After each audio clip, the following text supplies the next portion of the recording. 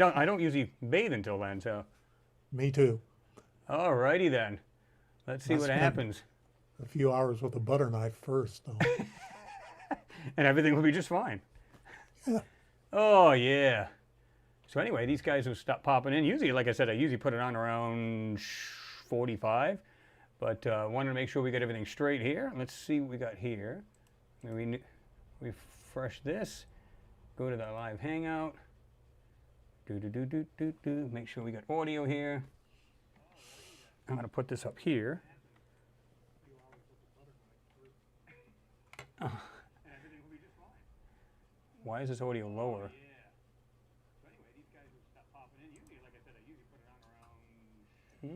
Heck, I got the thing up 50. All right, let's see. I'm surprised it's not louder. Let me see. I mean, it's fine on here. It seems to be working all right, baby. Let's see.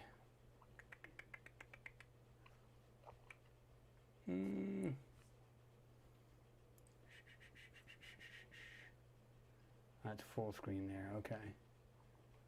All right, let me put this up just a hair bit higher. I don't know why it's actually lower. Maybe I turned it down a hair bit. What do you think?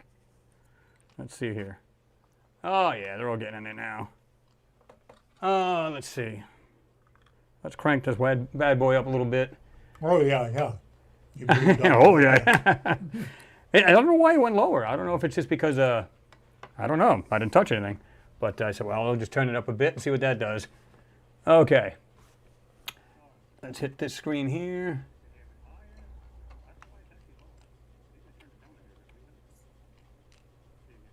Alrighty then. Let's set this over here. What's going on, Dave? Good to see you in there. Hey, here I am, and I'm delighted to be with you. Chris, I mean, good heavens, the things that have been turning up lately have been just phenomenal.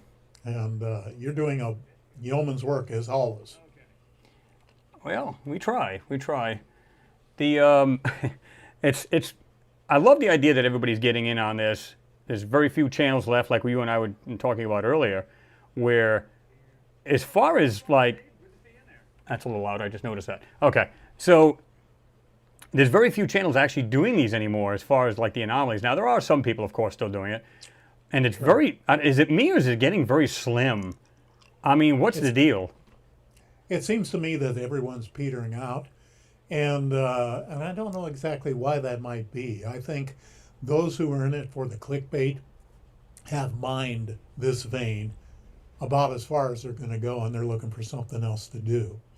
And the people that maintain the false images, you know, like a certain channel called Crucible, Yeah. where they purposely falsify images just to get clickbait. You know, people are tired of that. People are ready to have some with the disclosure and all that. And that's something we can talk about too, because some people say, oh, they didn't disclose anything, but I have some perspectives on that might be interesting. I don't know. But yeah, people are falling by the wayside. And I know with me, I have to not only do my own research, just like you do, and there are very few people who are willing to do that, but I also have to spend a good deal of time online keeping up with what other people have found. And I present their finds as well and credit them, of course, and process the 3D on that, which is no small task. And you know, so I'm kind of see myself as a clearinghouse for what's going on in the genre right now, and it's interesting because some of the long-time people, I won't mention any names, are actually getting better at their finds. Some are not. Some are drifting way off into some realm that I'm really not sure what they're seeing or why they're saying it. Yeah, I was just gonna say that. But you know, each to their own. I mean, that's everybody has their own thing that they do. For me, as you know, for you, it's just passion. Yeah. It's what I love to do. And you've been at it longer than I. I got started in 2014 and been at it every day since then, without exception. And because I'm convinced that by amassing a body of evidence that we're doing, that eventually it'll reach critical mass to where people cannot ignore it any longer and claim to be scientific. Right, right. And because, I'm all about skepticism. That's healthy. But there are too many skeptics who turn cynical. And that's the bad side of skepticism, where everything is automatically ridiculous and look down your nose at it and make some snide remark or troll, instead of just being a healthy question mark and saying, okay, show me what you got. Right. Maybe I agree with it, maybe I don't. Next. But, and you probably have your share of trolls. I have a couple. Oh, yeah. That, do the mandatory thumbs down before they even watch the video, if they watch them. Yeah, And that's fine. that's the key word. Who cares? That's the way I look at it. I kind of laugh, to be honest with you. Yeah. I'm going to put this on here. Hold on. I'm doing this right now. And what I'm going to do,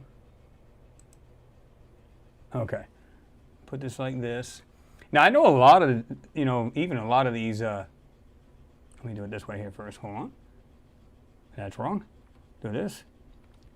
A lot of the people probably right now in the chat section, I'll get it out, I promise, I'll probably already sub to you, but if you're not, folks, check out the channel, and I'm going to put the link to it on the bottom.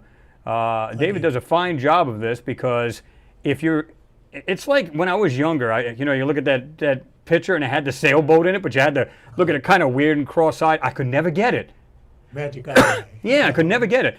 But the way you broke it down, and so did Jimmy, he had done a video on this, where it's basically a simple tutorial or training to just, boom, get it right, and you can see the 3D, and it brings more depth to these photos. Not to mention the finds that you find, and other collective people who have done this, who are bringing these things out too, and you're bringing it to the masses as well. So I think anybody who wants to check the channel out, David does an awesome job on, you can see it right there, Mars X3D, does a fantastic job. A lot of good finds, which I enjoy just watching. I'm just like, what has he got new this time? Let me just check what he's got. That's awesome. And like I said, when you do actually do it, because for a while I still couldn't even get that right.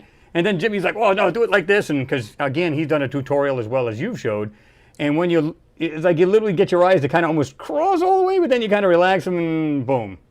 All of a sudden you get this depth going on.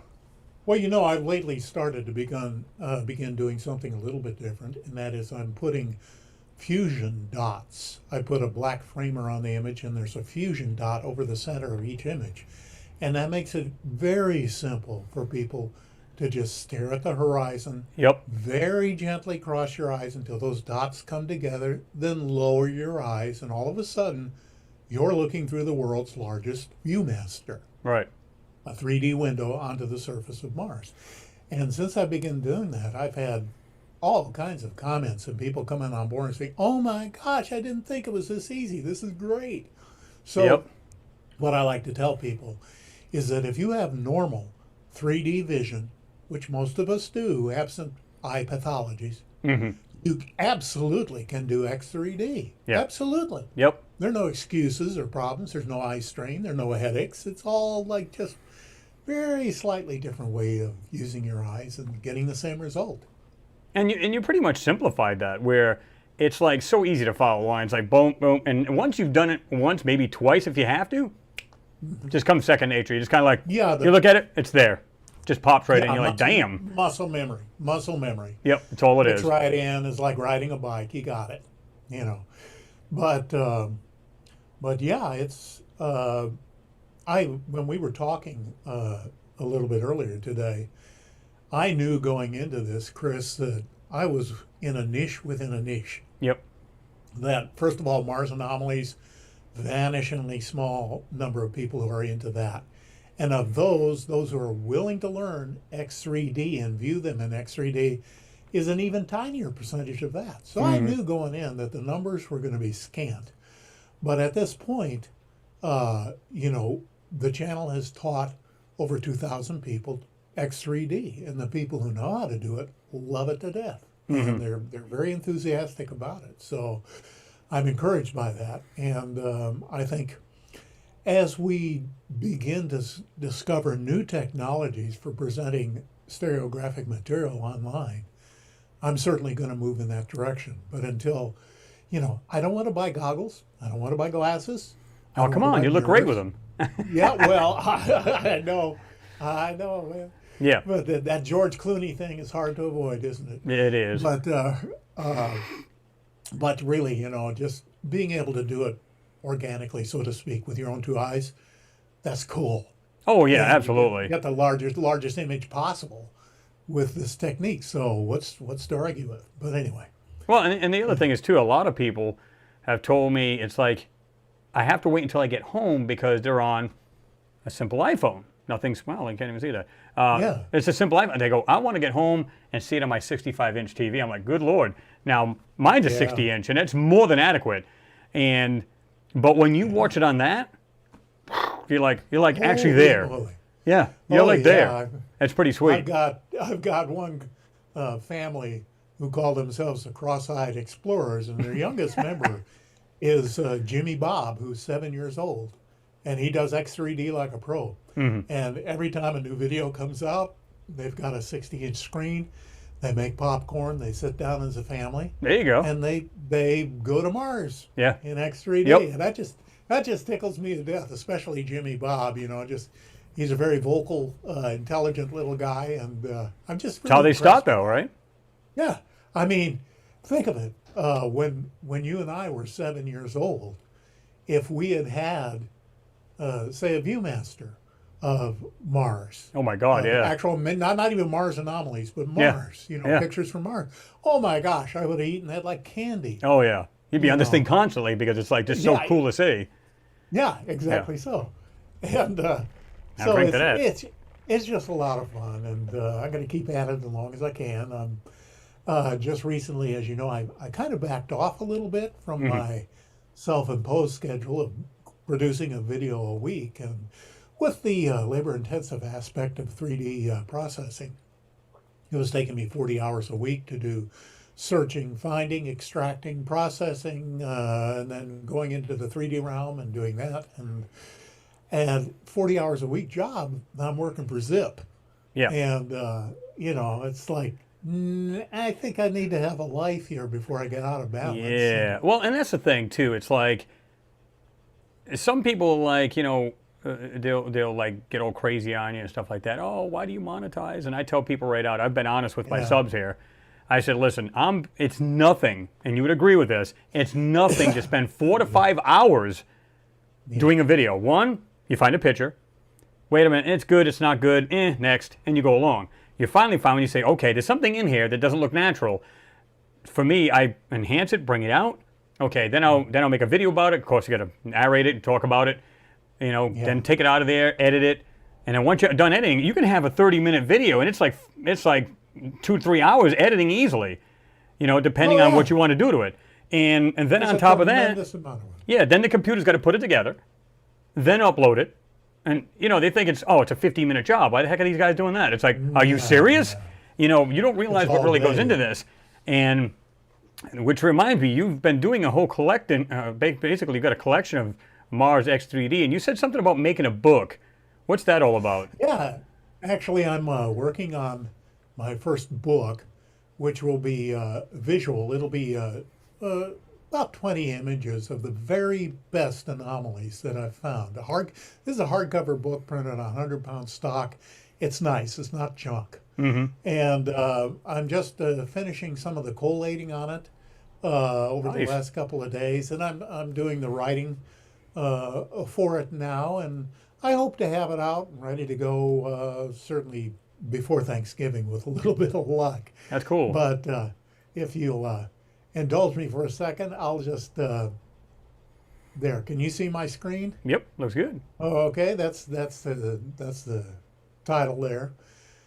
Martian archaeology, which is going to set some people back, and stunning evidence of a vanished civilization, because that is indeed what we're looking at, is vanished Absolutely. civilization, probably more than one.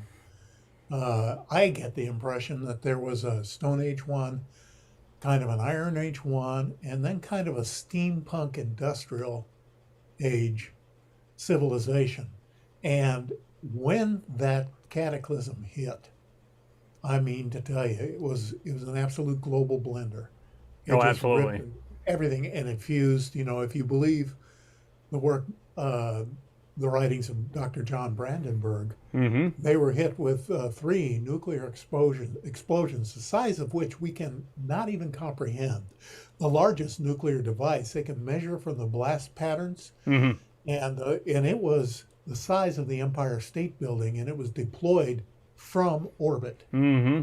So it was an extraterrestrial attack using gigantic nuclear weapons, and it just totally blasted away the atmosphere and the oceans. Just decimated the planet. Yeah. Oh man, and there was just nothing left. Nothing left. And there are always survivors of some kind. I think they've gone underground, and there are always some kind of biological forms, be they plant or animal, that somehow get through it. They were in the right place at the right time. Mm. So I think there's indigenous life up there now. I think also that guys maybe like Corey Good are correct, that indeed that we've had a presence on Mars since the 60s, Mm-hmm. and that we have large bases up there, and that we share the planet with a couple different other races. Now that's getting kind of out in the ozone, and I know how crazy that sounds, but when you do the research, the reading to back those claims up, and then you do actually the searching,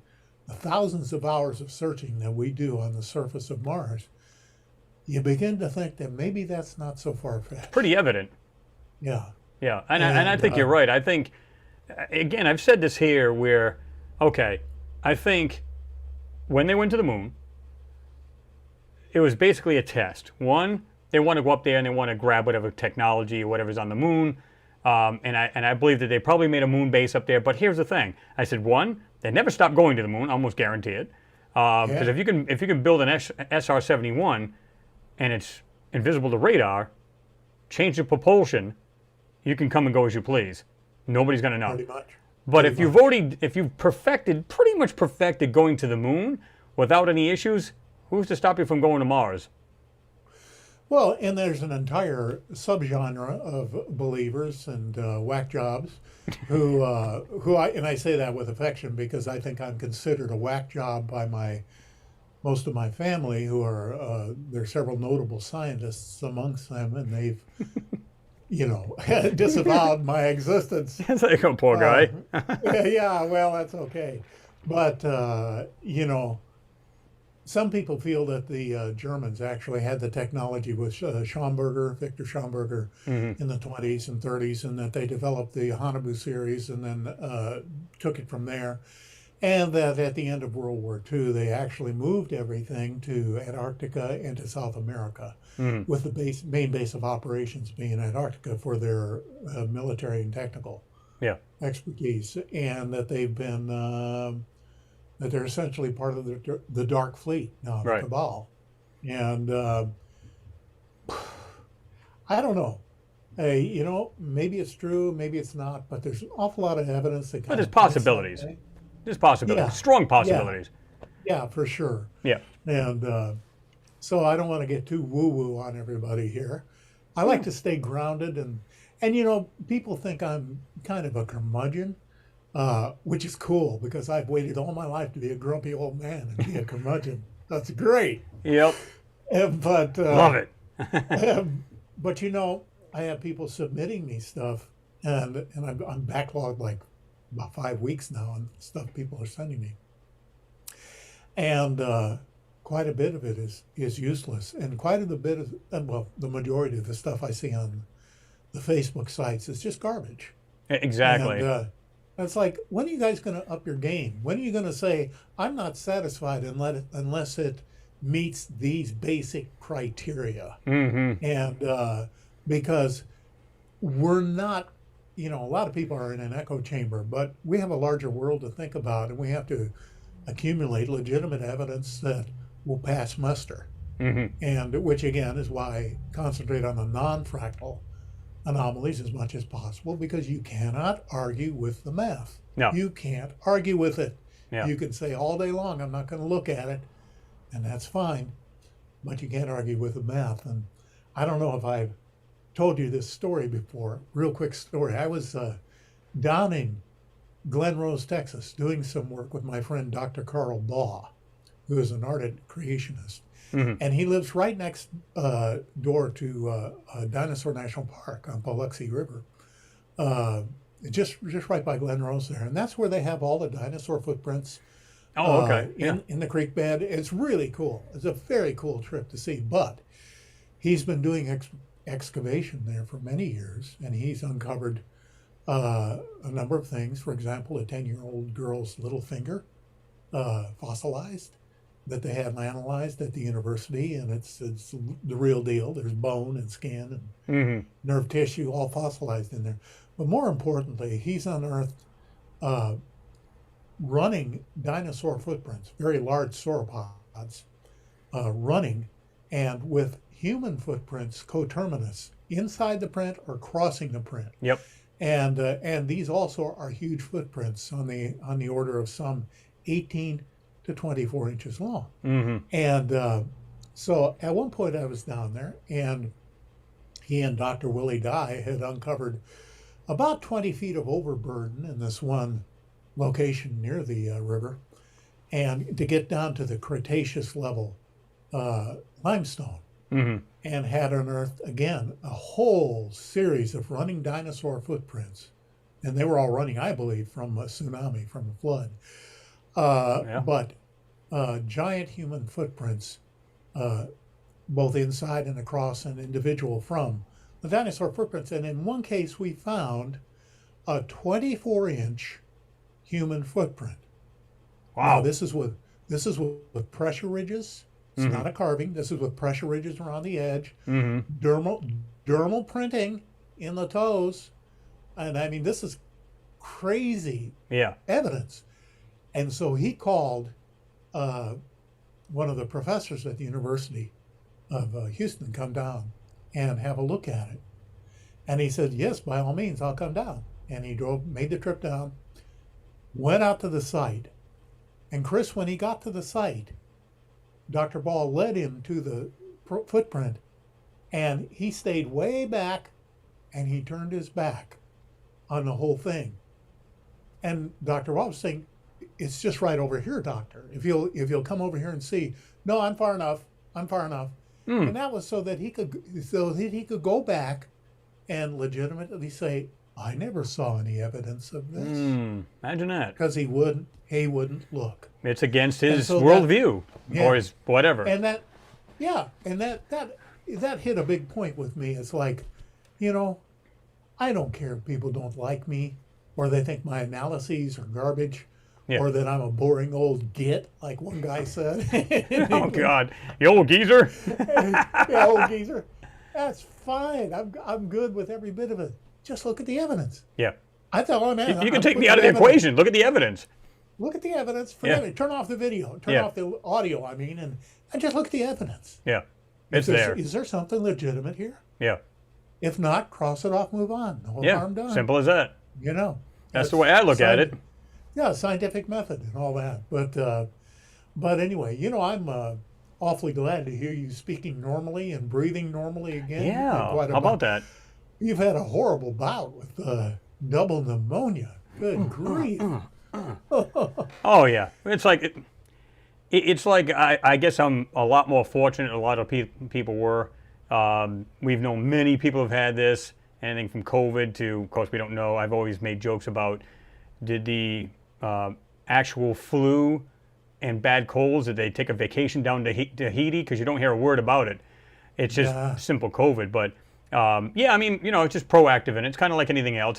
It's kind of like if you had a leg injury and they decided to go in and do some serious, operating, so on and so forth. You have a choice to go, just sit here until maybe it'll get better, or, you're more proactive in it, and you're going to do what you can to either use, a walker, whatever, to help you walk and then get yourself better. There's, you have a choice. you can make it happen faster, or you can make it happen a whole lot longer, and you may never ever recover from it fully. So I said, yeah, I got home, and I don't think I was there one day. The next day I got up, and my daughter had come up from Florida, and then my other two kids were like, hey, I think we're going to clean the house. I went, huh? So I said, well, I already had bought one of those battery-operated, pressure washers. So I said, let me put it together for you. This is the second day I was home, putting everything together. Here you go, have at it. So then I started pacing the floor. And, I got on. They gave me this oxygen machine, and it was funny because they had the tanks too. And you know how like they have the one that has that little one handle, has the tank on it. I said, oh yeah, I'm gonna look like Pepe going down the street. I don't think so. So I think I used that twice. They had the one you plug in the wall, the big one. I used it twice, didn't use it again. And it's still here. They still haven't come and picked it up. I said, please come get your stuff. I no longer need it. Oh, we'll leave that there for a little bit longer. You know what that's from, right? Yeah. They're just milking the insurance company. That's all they're doing. Well, just tell them you're fixing to put it on eBay. Yeah, that's what I'm going to do. I'm just say, I can get pretty good money for this, right? So yeah, why not? So yeah, I'm glad that everything's pretty much returned.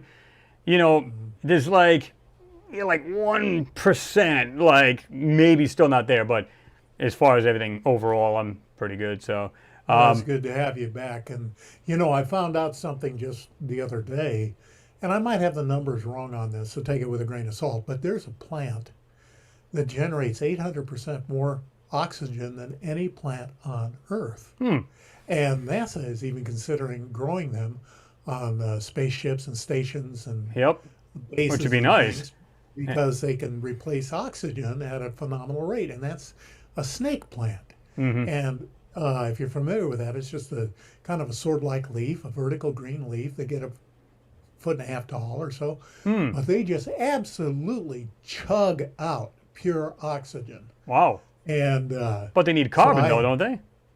Well, yeah, but then I just go breathe over them. And, well, that's why they say talk to your plants.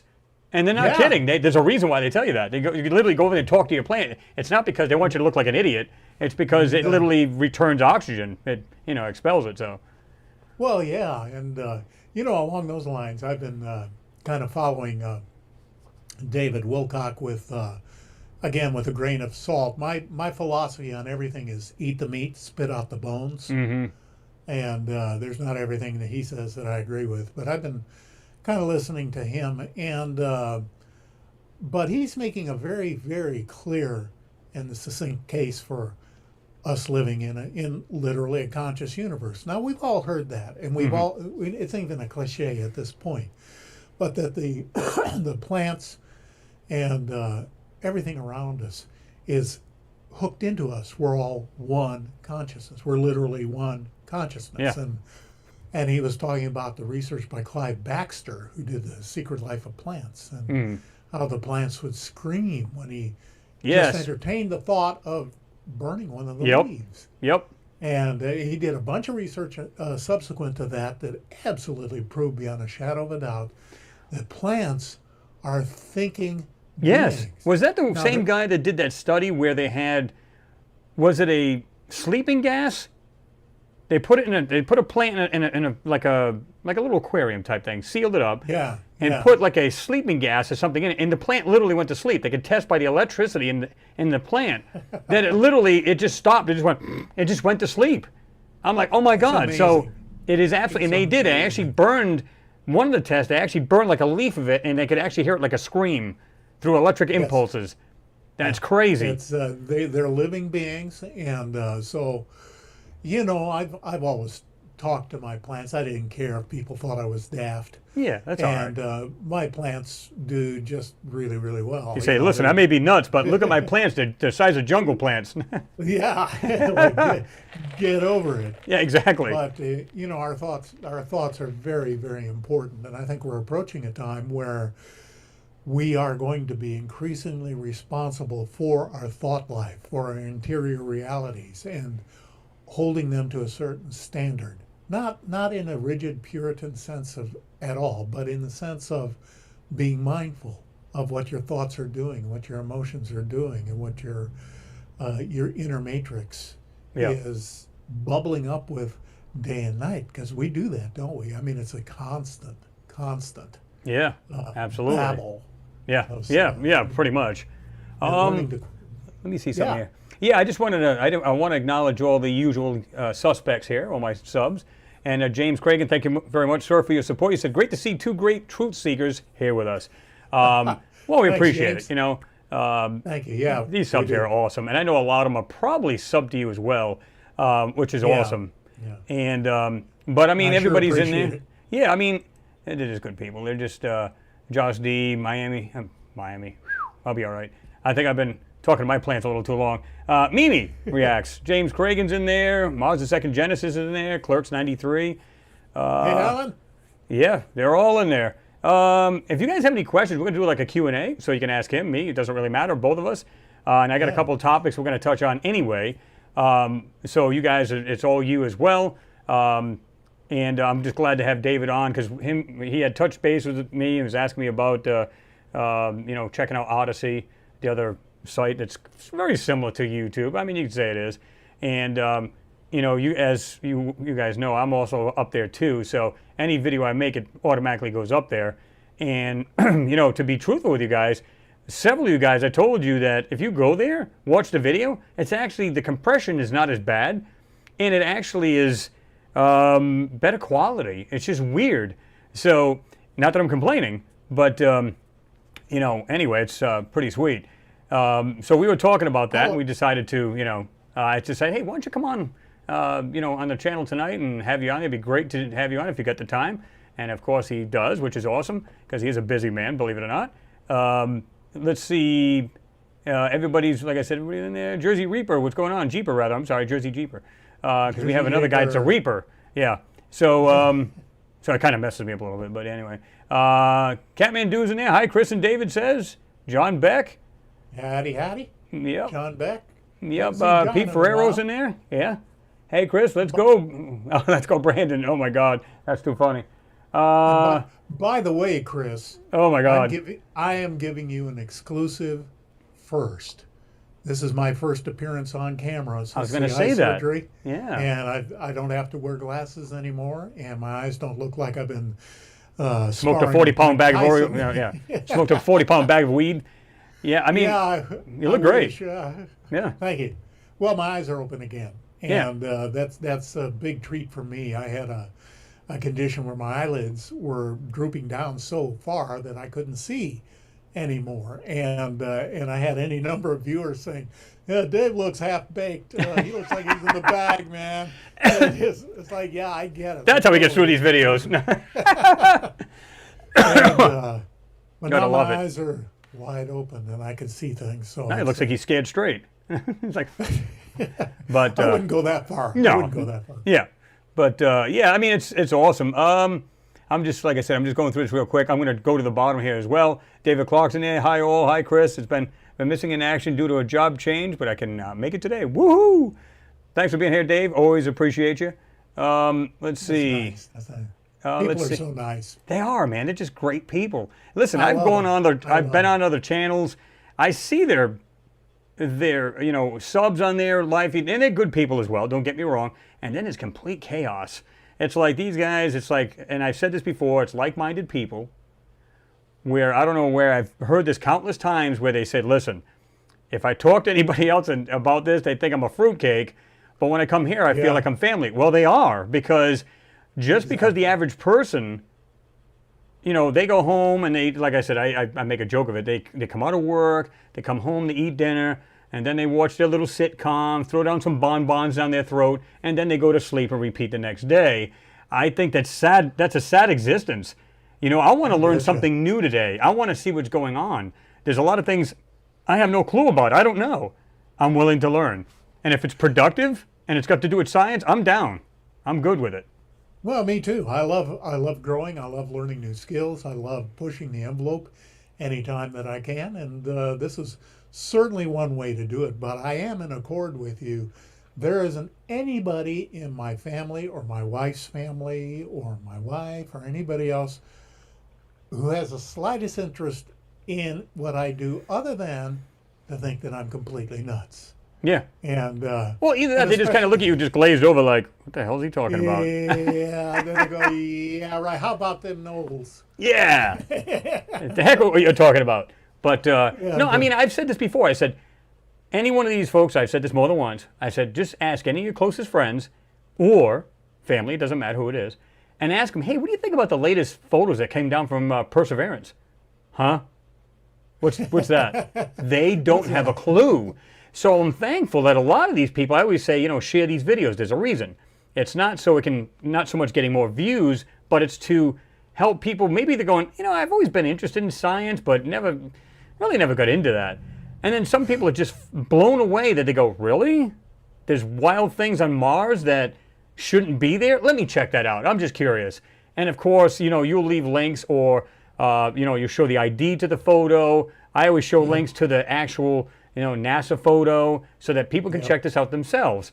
And then when they see it for themselves, because they go, maybe this guy's pulling this out of his rear end. I'm just kind of curious. But then they find out and they go, well, it's not enhanced, but I can still see what he's talking about. So it confirms it, you know. Exactly. And you know, I should mention something along those lines, Chris.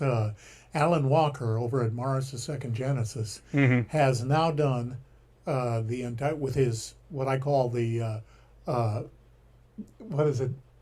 Just, oh, I'm having a senior moment. Anyway, he developed a process for removing all the obfuscation, all the luminance layers, and all the blurring and copy pasting that NASA does. He's done the entire Perseverance range of images, which he's gradually putting up on his channel, Mars the Second Genesis. And he also has tutorials there for not only how to do this process yourself, which is much like what you do, but how to view X3D as well. So if you're not already familiar with Alan's channel, give him a little love, because he's no, Alan does a good job. Fantastic work. Over there. It's a lot of work involved, and to be able to do that, it's kind of like what you do, what I do, and a lot of other folks do. It's one thing to enhance a photo. I try to go a step beyond, not to outdo anybody else, but I'm trying to also show exactly how these space agencies are trying to hide it. Not so much the hidden stuff you're bringing out, but how they're going about trying to deceive you, and how they're doing a pretty darn good job of it, I might add. But it can be seen, it can be done. So I like showing your things that stand out, the actual anomalies that stand out. But what about the stuff they're hiding? That's what I like to bring out. And I got one that's coming up that's pretty much the same one I just had done, but it's everything that's in the foreground this time. Let me ask you this question. And by the way, just let me just thank Louis Longbeard. Thank you very much, Louis. You said, good evening, Chris and chat. Haven't been around in a while with work getting in the way. Hope all is well. Louis, don't worry about it. Job first, priorities first. But I appreciate you, and I appreciate your support of the channel, brother. Six is in there. What's going on, Six? Daniel Lee's in there. Lord Negatron. That's a new one. Blue Flash is in there. William Johnson. What's going on, guys? And ladies, of course. Don't hit me, ladies. Noodles, what's going on? Good to see you in there, brother. Renee Cruz is in there. Elaine, what's going on? Good to see you in there. David Clark, man, a whole bunch of them in there. The usual suspects are hiding in there as usual. Got a question for you. You've seen plenty, and of course, I want you guys, I want your input as well, because we've talked about this before. Knowing the stuff you've seen in these photos, it's hard to gather scale. Do you believe that these people were small, or do you think they were very large, or our size? Well, I have a definitive answer for that, and it's yes. All of the above. No, I mean, it could be. It could very well be. Well, it could. I think it's entirely possible that you have a range of entity sizes, just as we do here on Earth, from giants down to midgets, pygmy people, and even smaller. Right. So that's not much of a surprise, and given survival circumstances, smaller is often better. For a more efficient use of food and water and living space. But that said, I get the impression that the majority of the artifacts that I find were made by people that were approximately our size, 5 to 6.5 feet, maybe a bit taller. But much of the things that I'm seeing are human-sized. And that's what's, Chris, this is so frustrating to me. And maybe I'm wrong about this. I hope someone can prove me wrong. But on Curiosity, the nav cams have metrics because they take the stereo images and they apply the z-axis to it and they do an analysis. And so you can find out distance and sizes of objects, but in very low res pictures, but at least you get some metrics. Well, we know that Perseverance, the Z cams are color 4K stereo cameras. Yep. And we're not getting 4K images back. We're getting the same old crap. Yep. B, since they are stereo, where are the metrics? Where are the metrics? Well, see, this is what I was getting at. For the Z cam. Well, this is what I was getting at. Even though Jimmy had found a way to do this, I think it's way off still, and I'll tell you why. There's several videos I've done where they would claim, in other words, well, I shouldn't say they would claim. Let's picture the Curiosity rover, okay? You can see the top deck of it, and you can actually see a wheel. So you know that the top of that to the mast, when it's fully extended, is about approximately 7 feet. The wheel is 20 inches. Okay, so you're going, okay, 20 inches, my kneecap would probably be just over that, maybe just a little above the top of that wheel. Okay, so you kind of picture yourself standing next to this Curiosity, or the Perseverance. It's pretty much the same size machine. So right. Now I walk away from that. It's not more than 15 feet away, 20 feet away, and yet why are we seeing what look like structures? Wait a minute, something doesn't make sense. So is it something that appears to be structures? Maybe it's mechanical parts. Is it something else? Because some of them, you can see that they're just like, almost like if you could look at it like an angle into New York City where you see like different size structures and everything else, and you go, wait a minute, okay, these are not compression artifacts. I can tell that right now. So what are we seeing here? And this next video is no different that I'm going to be doing. It's literally looks like they built into the side of this hill, and they don't look very big. They look like if the people were there, and I'm not lying here, 6 inches tops, which is ridiculously retarded because I can't even get my mind wrapped up around that. It's like, is that true? But the video I just did showed that from where the Perseverance was sitting, actually it was a Curiosity on that one, Curiosity was sitting, to one of the peaks in the background was 18.1 miles, 6,200 feet high. Okay, bull. Because when I broke that photo down, you could see where they've had like strands of manipulation, and yet in between the manipulation, they had parts in there. And then you can actually bring that out. So I'm going, okay, so this is not 18.1 miles away, down to 17.2, I think they said. So it makes you wonder, what the hell is the real size? And like you said, why don't we have this access in the Perseverance? Well, and this is why I have broken down like in my format, since I don't have metrics available normally. I show a context view that shows what the rover is seeing, which is approximately the same height as you would be if you're standing on the surface of Mars. Mm-hmm. And of course, you don't know whether you're using the telephoto and of course it is 100 millimeters, so things are about a little closer than they would appear, which means things are actually larger and farther away. Yeah. But I try to give an idea of the context so that you can make an educated estimate of how big and how far something is. And then, of course, you still have your people that when you go to hypermag, they say, oh, why is it all blurry? What's wrong with you? Yeah, well, that's what we're given. I mean, what are we supposed to do, Don't. Yeah, it's like, how am I supposed to see this? You're not. And I tell that to people, listen, these are not going to be high quality. In fact, I had Neville, when he had one of his, I put one of my videos up there, and he told me right out, he goes, why aren't you using the high res ones? Ha, ha, ha, ha, ha. I said, I'll tell you why. Because the low res actually shows where they manipulated. You can literally see that when you zoom in. You can see patches of areas where they went over, and you can see the actual stuff. The high res are now been completely doctored up, and yes, they look pristine. Got to give them that. The problem with it is it's bogus. It's crap. The raw photos are the low res. Now, did they come to Earth like that, to the Deep Space Network? No, they did not. You can bet they were 4K or at least 1080 from the Curiosity. So those are pristine. And of course, they probably bring down the resolution, and then of course they doctor them up, and then they give those particular ones for human consumption, where they've got the pristine photos, and they can see everything with crystal clarity. Now, and he never did reply to me because I said, listen, I'm not going to look at these high definition, as you put it, because everything's been completely wiped. I'm not using them. Sorry. He never answered, because I go, and I like Nev. I think he's a good guy. But when he had said that, I said, I can't do that. I want the low res, which is not always the best way to do it, because you go, well, it's low res, you can pretty much make anything out of that then, right? Well, not really, because if it's really pixelated, you can blur it a little bit, and you can get it to a little bit better. Don't zoom all the way in so it doesn't break apart. There's always so many ways you can do that to still convey what you want without it breaking apart and seeing compression artifacts and pixelation. You don't want to do that. You just bring it way back. And there's ways you can get around that too. So, well, and that's why I think Alan's work is important, because he's taking the Perseverance images from the mass cam, from the Z cam, and they've gotten really good. I believe that they have AI post-processing on these images, and human operators as well, and they obfuscate a lot of stuff. But the thing that they can't hide and can never hide is our non-fractal anomalies. They can make it look like a rock.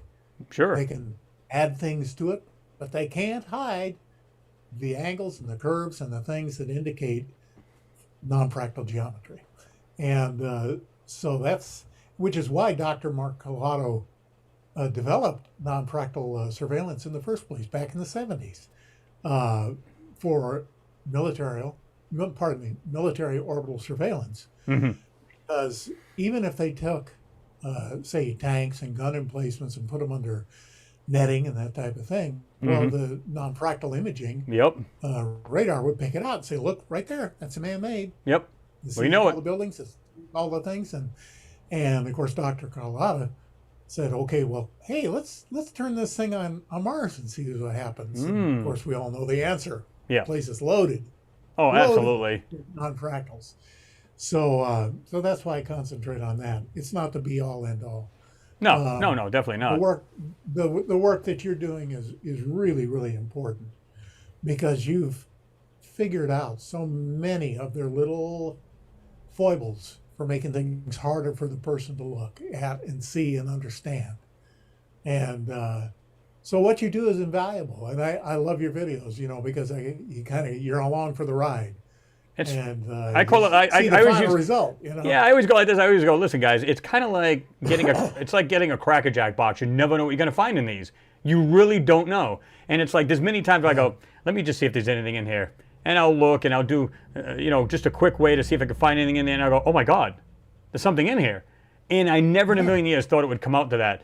And like I said, you could tell they're definitely putting an overlay. There's no doubt in my mind, and never has been. Because again, these Rover Z stack. So they'll take, like I said, if you got like a rock outcropping, they'll take 4 pictures of that. 4 of them, the same picture. But they'll make sure it's in focus first. That's in the foreground. They'll do it to the midsection as well as the background. And what they'll do is they focus in first. So this way here, when you look at the photo, everything's within focus. Or it's because they can overlay, even if it's not, it may not be completely, well, it's not going to be solid picture, but it may be like so many percentage of transparency where they can go over it, doctor it up the way they want to, overlay it, take another picture of it with a computer, and then they send it off to us. In the meantime, they got the real photos showing like phenomenal stuff on the surface. So, and there's so many ways that they're doing this. It's just like, but you can find it if you just look. And that's why I tell people, how many people would probably go, hey, check out these photos, and they just kind of go over, oh, those are cool. Yeah, Mars, wow, then next. Hold on, go back. Did you not see that rock, but it looks like a mini I-beam sticking out of it? They don't even bother to look. Well, people don't have that kind of focus or awareness or interest. Most people don't look anyway at anything. Which is why, it's so easy to get away with certain things with certain people using neurolinguistic programming or double-blind moves or things like that. But they can tell how big Kim Kardashian's waist is. They can tell you that. It's sad. You know, It to is me, sad, but to me, I like it that people are starting to become more and more aware. You know, between your work you're doing, what I'm doing, and a lot of other folks are doing. I love the idea that more folks are jumping on this. There's a lot of people have told me. One guy there's actually several people said that. Said, I'm going to be honest with you. I came on your page and I'm thinking, this guy's out to lunch. And then I decided to go by the links that you provided. I put it into Photoshop myself, and I'll be damned if that stuff isn't there. And I said, There you I've go. become a believer. I'm done. I believe it now. Yeah, And I go, I'm yeah. not, and it's like yourself. You're just presenting it to the people. You're not trying to cram it down their throat. You're saying, this is what it appears to be. Make your own decisions, come to your own conclusions, what you believe this stuff to be. I'm just saying, this is what I think it looks like to me.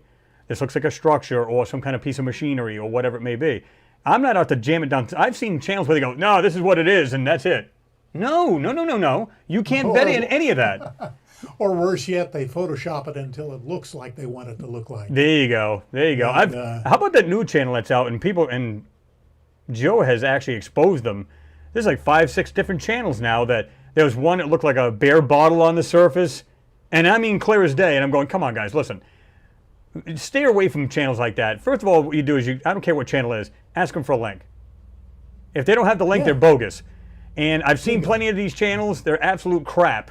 And but they got like X amount of thousands upon thousands of subscribers. I'm going, this is bullshit. I mean, because what they're doing is they're literally trying to put channels like us that are really trying to do the real research here. They're trying to put our channels down and make it look like it's a big joke. Well, that's because they're going for the money and they're going for the lowest common denominator. I like to think that you and I and Alan and various other people are intellectually awake and mindful about what we do and anxious to share it Yeah. in an acceptable way with other people and just say, have a look. I know I'm not nuts. Maybe you think I am, but I know I'm not. You tell me what you see. But Well, let me interrupt for a most second. people, we're in a minority. Yeah, I mean, let me interrupt for a second. And I've said this about Billy as well. When I met you, Billy, Thomas, and a range of other people down in Alabama, it's like these people couldn't be more down to earth if they wanted to. However, David decided to ride down from, what was it? Where were you from originally? Iowa? Or was it? Oh, I came down from Iowa. Yeah. By golly. Was it a Triumph? No, it was a 82 Goldwing that I had restored and customized. Okay, because I was trying to remember what it was, and I'm saying, let me get this straight. You came down from there. Now, keep in mind, he had some inclement weather. Talk about, just persistence. He said, I'm going down there, and that's it. So, but he couldn't be more down to earth. And now, don't get me wrong, we were only there for like a day, and I think some people stayed overnight, but I had to head back. We hung out. Hung out. It was a good hang. It was a good hangout, and we just had a great time. I got to know Dave a little bit personally. Great guy, down to earth. And, and it's just like Billy. It's just like, people go, man, these guys are crackpots. You couldn't understand just how down to earth we really are. And, we can hang out with just about anybody here right now in the chat section and have a great time. It's just really, really phenomenal. And, like I said, it's like people are just down to earth. And it's like just something they're just passionate about and they just want to pass it on. That's the reason why I decided to do these videos, because I was already doing this before I started making the videos. And I said, I think this should be shared. I think people should see this. And that's when I started doing it. So. Yeah, I'm kind of the same with me. I just, I tried to get people interested in 3D on Facebook for years and years and years. I gave away free anaglyph glasses. Just send me an envelope, I'll send you a pair of glasses. Mm-hmm. And I published everything in what's called LRL, left, right, left. Yep. 3 images by side, and I did them in anaglyph, and I put them on all the sites, and people just could be less interested. Yeah. And I think in the period of 3 or 4 years, I think I ended up mailing out maybe a half dozen set of free glasses. Mm-hmm. So I thought, it's just not the time. And then when I decided to, do a Facebook page, which has been paused because Facebook is messing with me. Yep. I'm not going to play their game. Yep. But I said, I'm going to do X3D only, because if I do the LRL, Well, you've got all three images there, but they're super small. The Right. parallel view And is that could be a super problem, small. especially if you're on a phone. Yeah, Yeah. and you want detail. You want to see Yeah. what's there. Yeah. And so I said, I just bit the bullet. Said it's going to be X3D or it's going to be nothing. And then I started the channel a couple of years ago, and just said, it's actually. And people gripe at me and say, no, you should do this and you should do that. Well, show Right. me your channel. Show me how. You do it. Exactly. Thank you. I've seen And, plenty of people go, like you get them trolls that come on the channel, be like, oh, this guy, he just doesn't know what he's talking about. Oh, let me go check out his work. And there's absolutely nothing, not a video on there showing any kind of research at all.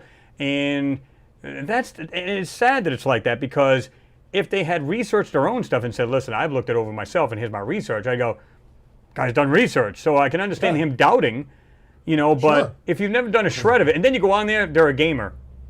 Now, there's nothing wrong with gaming, but then they'll say you have an imagination. It's like, wait a minute, you're literally in a VR in a video game, and I've got imagination. But like I said, I know plenty of people. In fact, my brother-in-law, he games a lot and everything. They're good people. But it's just funny how it's like they're stuck in a video game all the time. But if you come to something serious, oh, this guy's full of crap. Yeah. Seriously? But I don't care. I laugh it off. I mean, I think Yeah, you got to have a thick skin if you're going to do this. Oh, yeah, 'cause, yeah. The 80-20 rule is always going to apply. 80% people are going to love you, 20% are going to hate you or don't care. I had anything. It doesn't And matter. anything, it doesn't matter what it is. Yep. And the 80-20 rule cuts in, and that's just a priori evidence of going with the flow. But anyway, we getting anybody showing up and giving us anything to work with? Let me see. Wild Mountain Bear, you said, Chris, you are phenomenal, great with the information presentation. I would love to see you go national or major news networks to bring up the knowledge, evidence, and obvious cover-ups. You know what, and I even said this, the best shot of that would be Russia Today. Because they're the only ones that look like, or I've actually seen their channel, where they're the only ones that would cover anything like that. Now, all of a sudden, you're seeing Elizondo on the regular news, you're seeing all these people. What is your thought about these people? I mean, let's be honest here. Disinformation, but here's the thing. We had this much touted disclosure in July, and of course it turned out to be a FUD, nothing. But what people don't realize is that the Army, the NSA, and the Navy released a slew of patents, of anti-gravity patents in July. Yep. And this is stuff that's so outdated that they can go ahead and just make it public. They don't care now. It's no longer Actually, I've had patents that I've actually posted on a live feed that go way back. And I'm not just talking about this year. They go way back. Anything anti-gravitics, how they get the fluid on the outside inside the UFO, or this craft. You got this magnetism. Yep. I mean, it's crazy. I mean, this has been out for years. So as well as I do, they probably traveled to the Mars and everywhere else. They probably do. And this information that they dumped, these are working patents. Yep. You can build things from these patents, and they work. And there's even the stuff for the TR3, the TR3B in there. Yep. So, people are saying, "Oh, we don't have that. We don't do." It's like, duh. Go read it. It's just right there in black and white. And so, what's interesting to me is David Wilcock is starting a hover car factory based on these patents. He's going to build his own hover car and other things. And he's already bought like 2 warehouses, a factory, a military base, and a warehouse. And he's going full steam ahead with this thing because he says they know how to do it now. Well, I mean, if you think about it, they had, of course, they were using regular propellers type thing. Remember back in the day, they had a UFO, Air Force had it, where it had like these propellers on it, but it was cool. It was like a miniature UFO, but trying to keep the thing stable. But this goes back to 60s, 70s. I mean, come on. Like I said, with the technology, knowing that the technology that they have, a lot of people don't realize like the SR-71 was built in the 50s. Okay. Yeah. And designed in the 50s for sure. And I can almost guarantee it's probably in the 40s, because you have to come up with a, first of all, think tank. So you get a think tank, they put this together, make a schematic. Oh, well, that ain't gonna work. They put it all together, then they stop building prototypes. Then there's years of, getting the bugs out of it and everything else. And And you got to understand that they build these things very loosely because on the tarmac, they drip fluids everywhere until it becomes, until the outside heats up and it expands and everything seals itself up. So the way these things are designed, and it's supposed to be like invisible to radar. So do you think, I mean, that's the predecessor. What do you think has come after that? TR-3B, all kinds of other spacecraft, different propulsions. If you can get a good propulsion in a very relatively small area, you can build any craft, and guess what? You're going to make it fly. So if you got anti-gravitics, it doesn't matter what it is, how big it is. Think about it. No, as crazy as that may sound, you could bring 1,000 people if you could build a big enough spacecraft to just bring them to Mars. Not a problem at all. And there's nothing to worry about fuels. Yeah. So it's all powered from the 0 point. Yeah. That's what it comes down to. And so, I think what we're going to see in the near term, rather than the world just going to hell in a handbasket, which it will and is, but I think that in our future, we're going to have a Star Trek future. Yeah. And I think we're going to have unlimited energy, anti-gravity, teleportation, absolute ability to cancel out radiation and garbage and clean up stuff. And I think that it's all, and this is something that David Wilcock talks about. I'm not original with that, but, I'd rather look forward to that future than the doom and gloom that so many people are espousing nowadays. Absolutely. Let me see. I'm trying to see if there's anybody's got some questions here. HTOS1AV said, if you visit my YouTube channel, nothing but old family vids pre-2005 I designed to keep from being shadow banned. Probably already am. That's the sad part. Whatever happened to free speech? It's gone. It's gone. It's gone. Free speech as we know it and freedom as we know it. Yeah. And it's like a quick exit. I understand when they say these conspiracies, like, John F. K., 9/11. Yeah. Which 9/11, yeah. But I get that because they can run rampant in all kinds of different ways as far as, no, this is what really happened. No, this is what really happened. Now, I know pretty much the truth about 9/11, but somebody else could do it and spin it in a totally different way. Oh, it was UFOs that brought the buildings down. It's like, okay, smoke another one. But the thing is, they can spin off in so many different directions. They're like, listen, let's just put the kibosh to it and be done with it. I get that. But there's no conspiracy when you have facts to back it up. You know what I mean? Well, because you can actually prove that they're there. Yeah. Yeah. So there it is. Yeah. I mean, we live in very interesting times, don't we? It's great to be incarnated at this particular moment in the continuum. Yeah. Because there's stuff happening. All around. And it's moving at a fast pace. Now, I'm talking about the good stuff, though. I'm talking about, who asked you? When you talk about technology, the great space race, as I call it now, because now they want to make between Virgin Galactic, SpaceX. Wait a minute, we're going to have joyrides around the planet, and then we're going to go around the moon, and it's only going to cost you maybe $250,000. You got that in the bank, right? So, it's become like a space race, and who can get the most money. Of course, don't get me wrong. If I was filthy rich, I'd love to be able to do that, because that's. Did you see Shatner? William Shatner. William Shatner. You see what he was literally at awe when he came. I think he was actually in tears. He says the experience was incredible. He says, I've never seen anything like it. Of course, he literally has never seen anything like it. And when he was out there, he said, it's just weird to see that when you look down, you see the great big blue ball and how fragile we really are.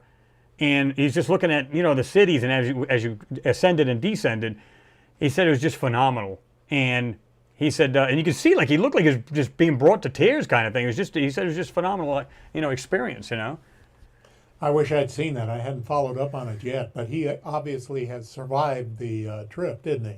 Yeah, yeah.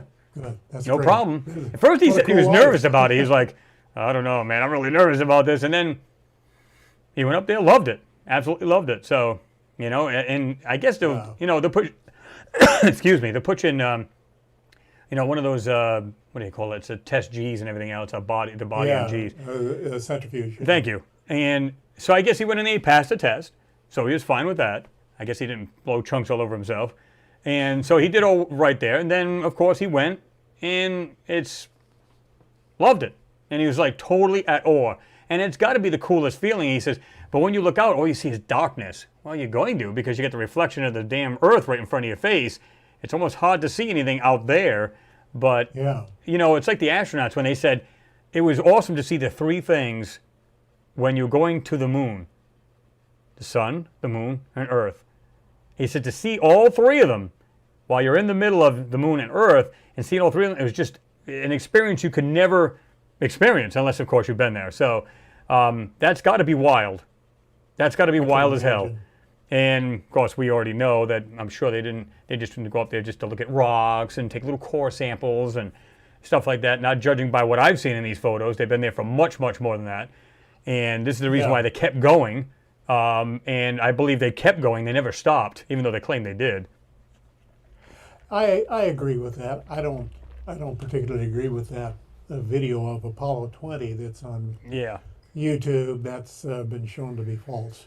Yeah. I would love for it to be true, but it's not. Absolutely. But I do believe that we've had a base up there for a long, long time, and that most of the facilities are on the dark side of the moon. Mm-hmm. And although more and more people, with the proliferation of digital cameras, digital telescopes, are catching some astonishing images of craft coming and going Yep. on the moon. And of course, Crow 777 was the first one to find those lunar waves Yeah. that rippled across the surface, which is intensely strange. You know, makes you think, okay, so is that surface a holographic projection Well, I rather see. than an actual surface? I don't know. Well, I mean, I don't remember what his name is now. This has been so long ago. Excuse me. Where there's a guy that literally lives next to an airport, and he says that's nothing but jet wash, because even Crow at the time, I think he lived in Arizona. Correct me if I'm wrong. Now he lives in Northeast, where Yeah. he was right next to 2 or 3 airports. What he didn't show you is he shows you at the point where it's actually happening. So you go, or it goes up. The funny thing about it is, the guy showed the very same thing. He said, here comes a jet. It goes by, wait a couple seconds, and there's a ripple effect going down. He says, this guy Crow is like, he's just bullshitting the people. And, Well- and I said, okay. Now, some people go, oh, no, that's not why. In fact, somebody even mentioned Crow in here, and they said, well, what do you think about that wave and all that? And, you know, I'm 50-50 on the fence about that, because it could very easily have been made by a jet wash, and I believe that's what it was. Now, and then he went off the deep end as far as saying, well, you know, now it's a hologram. The moon's not real. It's like, look, you can actually see through it. No, you can't. I mean, if you're almost at the Terminator and it's a bright star, they said, listen, look, you can see it right through it. It's the way the camera's taking the photo, man. It's just, it looks that way. It's not the, it's like when they landed on Apollo 11, when they first come off the ladder, you could almost see through that astronaut. Does it mean he was a yeah, hologram? Oh, no. So, Scan come rate on. was real low. Yeah, yeah. Well, I know that, you know, I was of the same opinion that this is probably a natural phenomenon that's explaining this. But then there was if I remember correctly, a guy in Australia, an astronomer, who also photographed or videoed a lunar wave. Yeah, but he was good friends with him, too. And I've talked to him okay, about yeah, it, too. okay, I'm Yeah. not aware of that. And he goes like So- this, well, you don't understand, because I put it on my other channel saying that the lunar wave was kind of BS. He says, well, you don't understand. He says, I've done it myself and I've recorded it. I said, I'll tell you what I'll do for you. Even though you got a different time, because you guys are in 2 different areas, how about you do this? The moon, whatever you record on the moon is going to happen at the exact same time, regardless of where you're at on the planet, right? So if that's happening, you should both be able to record it at the same time. You show me that and I'll believe you. Never heard a word from him again. Got Exactly. quiet out there, huh? Yeah, all of a sudden crickets. Yeah. So I'm not saying that it could not be real, because maybe it's a way they're cloaking so you really can't see the surface of the moon. I get that, but you know, It bears further investigation. yeah, exactly. Before reaching a conclusion on Let's that one. see. James, thank you very much for your support, sir. As usual, he said, Chris, Your vids this week are top of the range. Chris and David, watch out for the fake health passports and smart apps. They are all about control. Yeah, I don't even get involved with any of that crap. I just do my own thing. I don't even get involved. Yeah. But again, James, I appreciate you, man. Let me see. Oh, Frax Centurion's in there. Kurt Banis is in there. Banis, depending on how you look at it. We need to build a Starship NCC 1701. The real thing. And they say it's not far from that. That like anything you've seen on TV or you can dream of, they've already done it. And I forget who said that, but he was a scientist. He was the head of the Skunk Works. Yes. The name is, and he made a statement. That, yes. Anything you could dream of or think about, they've done it. They've done it. Let me see. Turkler, and you said NASA policy equals make sure people stay incompetent on UFOs or aliens. Don't give any clue about aliens. That's what it comes down to. I mean, it's now. Do you believe that these are ours, David, or do you believe they're extraterrestrial as well? I think it's a mix. I think there's a large variety of them that belong to us, and the Dark Fleet, as it were.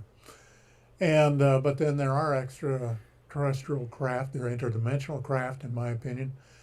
And I also think that there are living entities which are sometimes mistaken for UFOs. And that's a pretty outside remark, but there was a researcher back in the 50s who took these amazing photographs of what appeared to be giant paramecia in the sky, one-celled animals. Yeah. And they'd move and respond and do all these things. And he got hundreds and hundreds and hundreds of photos of these things. And there are certain reports that seem to indicate that the thing seemed to be alive, that it was organic in nature.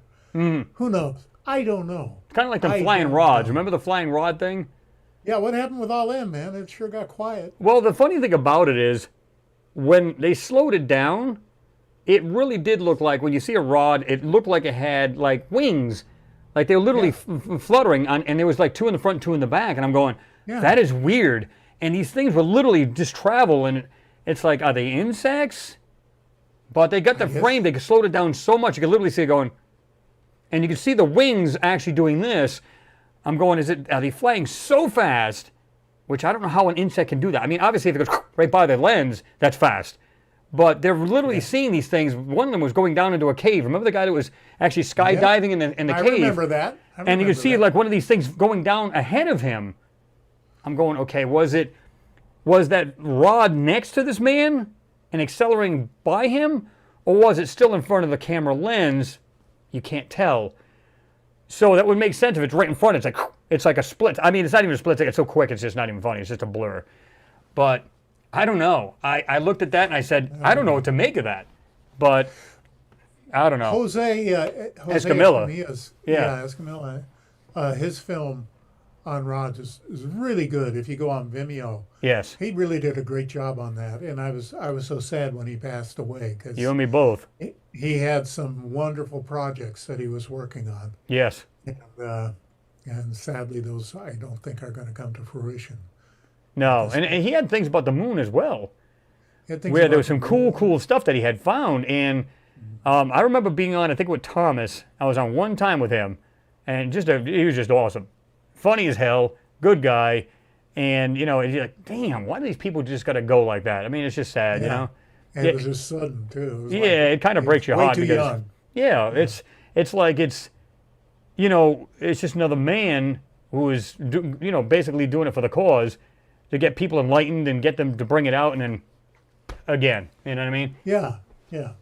Well, and kind of the same thing with me. At my age, I've had a lot of friends and family just drop. On me, and you do begin to become more aware of one's own mortality. Yeah. Not in a macabre sense, but just like as a realistic, it's like, I see it, Yeah. And so I decided to back off on the channel a little bit in terms of the frequency, just so I could maybe suck more of the juice out of each day than I had been doing. Yeah. You got to be able to break away from it once in a while. It can't be all work. You got to be able to get away from it. Now, are you planning on doing any changes to your channel at all? Are you going to, I know we were discussing this earlier, kind of like up in the air right now? where it's kind of up in the air. You can ask you can ask these guys. I know a lot of these people are actually subs. What if there's any changes? If you think, basically like a little poll here, see what they think. If they'd be down with something like that or not. Well, I know that most people are not familiar with or even care to learn X3D. I understand that it's a totally niche thing. But that said, Chris and I were talking about the possibility of putting a flip book of 2D images of what is in each episode before we get to the 3D. And if that would satisfy people or not. But on the same hand, I'm thinking, well, they don't have to see it in X3D. They get the flat images anyway. They just look at the two images side by side. They see them. So am I just wasting time and making more busy work for myself? Yeah, I mean, so here's the question, guys. Would you like to see the way, kind of like the way I present? I don't mean the way I actually, talk about it. And I'm talking about just showing them one photo, look at his, either whether it's Dave's work or he's conveying somebody else's. Do you want it just to be a simple picture, and then, he's showing you what's there and everything else, and he talks about it, and then moves on to, so in other words, let's say it's a 12-minute video for argument's sake, and he breaks it down to 6 minutes, where he's got a different flavor for both. In other words, some people like the X3D, love it to death, and some people would rather see the regular single photo because they're just going, I can't get my eyes to work on this. I don't, what do you guys think? You think it's a good idea, or you think you should just stick with strictly Mars 3D photo? I think, as I think about it, Chris, and you're absolutely right, it's a great point. But, when I made the decision to be X3D only, it's like, you got to come where I am. You got to learn this. That's your price of admission. Learn this simple technique, and you're in like Flint. And part of me is feeling like if I start throwing out a 2D section that is kind of pandering and going back on my own commitment to the X3D. So I still got to chew it over. It's worth thinking about. And, well, it's kind of like me. I may try it. It's like I started with the Mars Anomalies, and I thought about it. I said, but what happens if I don't want to just cover just Mars? That's where the and Beyond came in. So I was just like, well, I want to be able to do a different flavor at times. And that's just me. I'm just saying, from speaking for myself, where I decided to give people more because, and it wasn't just about the people so much as it was I want to expand because there's other things to see, like on these other moons, other space news, whatever it may be, so on and so forth. But it's still primarily Mars Anomalies. It's still basically what's on there. But this is the reason why I started with the lunar anomalies and beyond, so I could do our moon and maybe other moons as well, provided they actually give you real photos and not CGI garbage. And then I just opened one as Antarctica, where, so it's Hidden Secrets is the name of the channel, where it's nothing but that. So, and I've been working alongside with Julia Gali, where she's actually pretty much getting all this information, and then I'm just, breaking it down and conveying it, and putting it on that channel. So I believe there's a lot that we both know, and other people, of course, and so I decided to kind of expand that a little bit where Good for you. Where I can, more people would get more information. That's pretty much that's it. I think it's a great idea if you did it like that, but you're right about what you're saying about, you start off as Mars X3D. Now, should you continue on doing that? Absolutely. I don't think, you shouldn't change that. But I mean, to me, I just said, we were kicking this idea around, guys. And this was on the phone earlier, where we were going, I said, maybe it may not be a bad idea. Maybe for the people who are going, really not into the 3D, man. I don't know. And so I'm just going to skip the channel, which sucks because they're losing out on a really, really good channel. And I think they can learn a lot from it. But some people just go, I'm just not into the 3D thing. So that's why I was saying to him, maybe you could do that, maybe you couldn't. Just throwing a suggestion. And, and of course, it's totally up to you. It's your channel. Well, it certainly bears more thought. And, I think if somebody decides to skip your channel or my channel or any channel, it says more about them than about our content. Yeah. That, we're curious minds, people like you and me. We're curious. We want to find out what's going on. I want to know what's up. Yeah. For me, Mars is kind of like Egypt was for Howard Carter. he couldn't imagine going anywhere else. It was all right there. Yep. And there's enough material on Mars, in my opinion, to keep me busy the rest of my life. Oh yeah. And so I want to kind of hang with that. But you've probably seen where I salt in things from Vesta and from the moon and from various other probes that have gone out there. I used to pull some things from Misha Drezhik's Star Archives until they shut him down. And had some wonderful anomalies in there. But yeah, I think it's probably going to be Mars for the foreseeable future for me. But Godspeed. In fact, I need to come up to speed on your Antarctica channel. There's some really cool stuff there. I mean, in a million years, I never thought. Now, don't get me wrong. There's military there. We already know that. This is a given. The one and I forgot which one it was. It's like Operation Paperclip, only that wasn't it.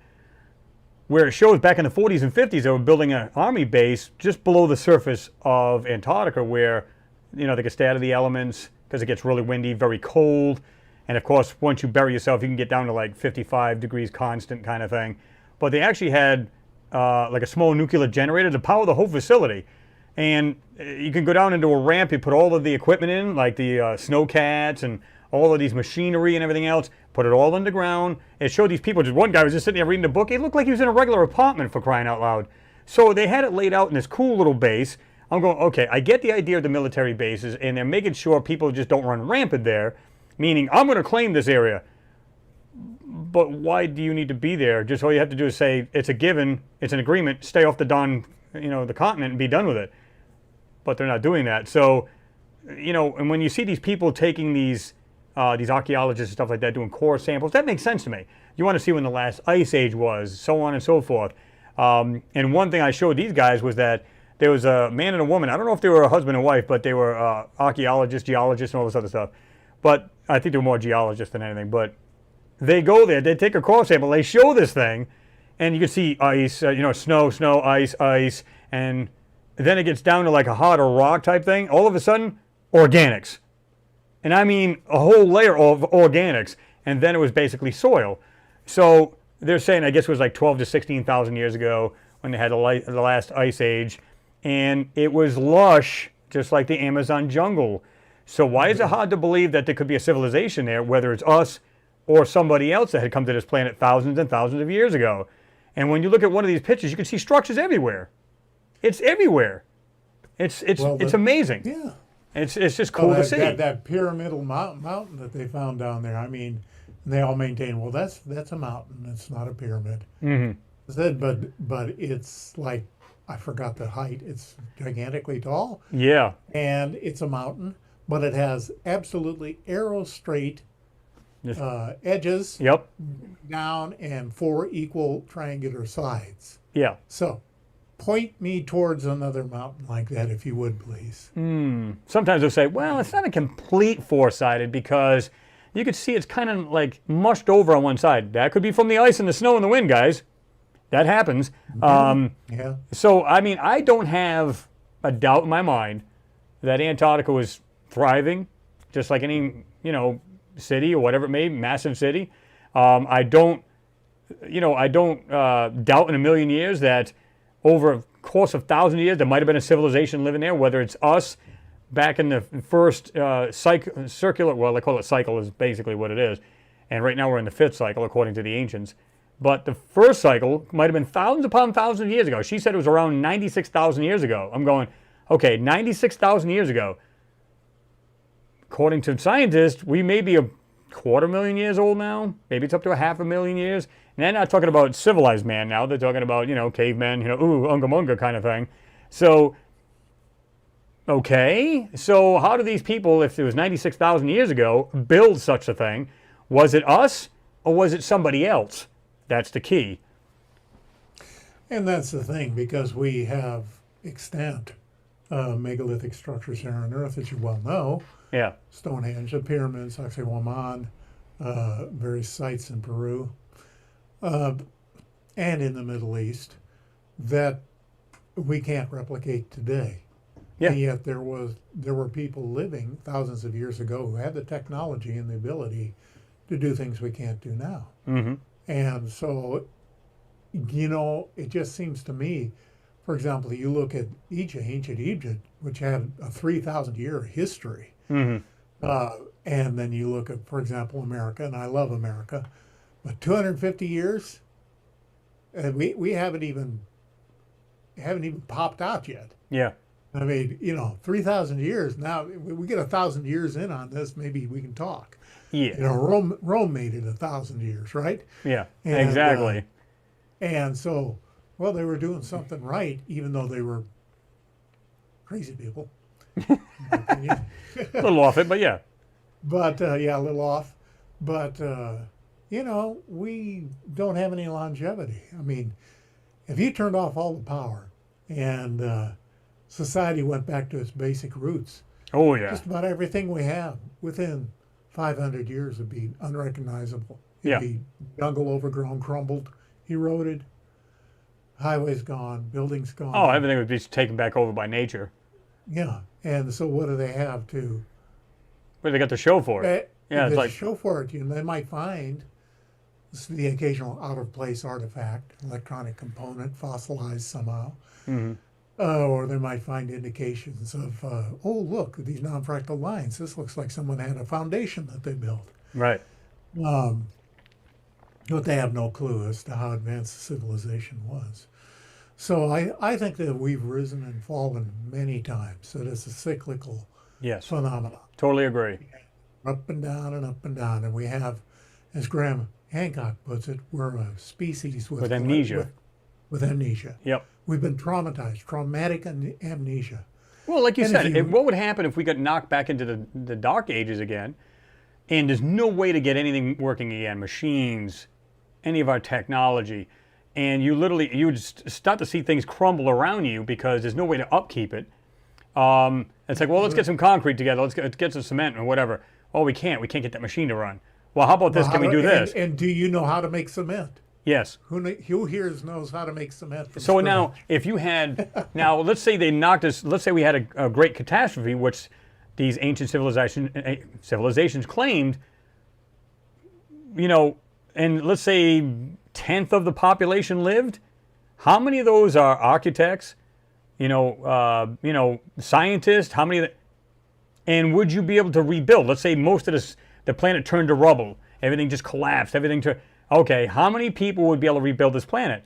Yes, you'd be able to have more people, you can rebuild the population, but how many people? You'd literally start off in the dark ages again, and then you'd have to go back to, we have an idea how to do it, we just don't know how to rebuild the stuff, so we'll slowly get back, millions of years later, or thousands upon thousands of years, you finally figure it out, and you start up again. Well, wait a minute, another catastrophe. And then it drops in flooding, fire, they said, flooding, fire, and there was another one, there's like two others. So maybe from the sky, like a meteor or whatever it may be. So when this happens, it's like you have to start all over again. It's like I said before, I told my wife that, I said, can you imagine having the lights go out for like 3 months? Everywhere. Okay. I've seen storms hit like New Jersey, and people were literally fist fighting for water. I mean, they were punching each other's face right in. That's just 1 week. 3 months. week. Just give it 3 months. It would I be think pure that- pandemonium. We'd be back in jungle times. That's a fact. And I'm not a doom and gloom guy. No. But I think it's prudent, especially as guys, we're kind of hardwired to be protectors and providers. I think it's prudent to have a sufficient amount of storable food Sure. on hand, and water, and a way to get water, and a way to handle waste, and a way to do all the basic things that we take for granted now. Because without power, you better have something figured out. And it doesn't take long, especially with water. If you don't have potable water, people go absolutely berserk in no time at all, in 2 days, 3 days. Oh, absolutely. Berserk. Well, it's like I Yeah. said, it's like I've got like a small project I put together as a solar project where just a small battery, it's nothing very big. And I don't care if the power went out for a year, I'd still be able to power my phones. But then you go, wait a minute. But if you knock back in the dark ages, no cell sites are going to work. No infrastructure as far as phones is going to work. But However, you can use walkie-talkies. I can charge them on that. So I can Yep. still have communication, and these are good for about 5 miles, and I've tested them already. They're good for a good 5 miles. So I could be out somewhere trying to either get food or we're doing things, we need to communicate. You know, now if it's just out for like a week and, you know, maybe it's a massive ice storm and nobody can get through, you know, if everybody's phones die, unless of course you got a generator or whatever, I can still plug in our phones. I've done it overnight, both of our phones. Thing didn't even make a dent in the battery.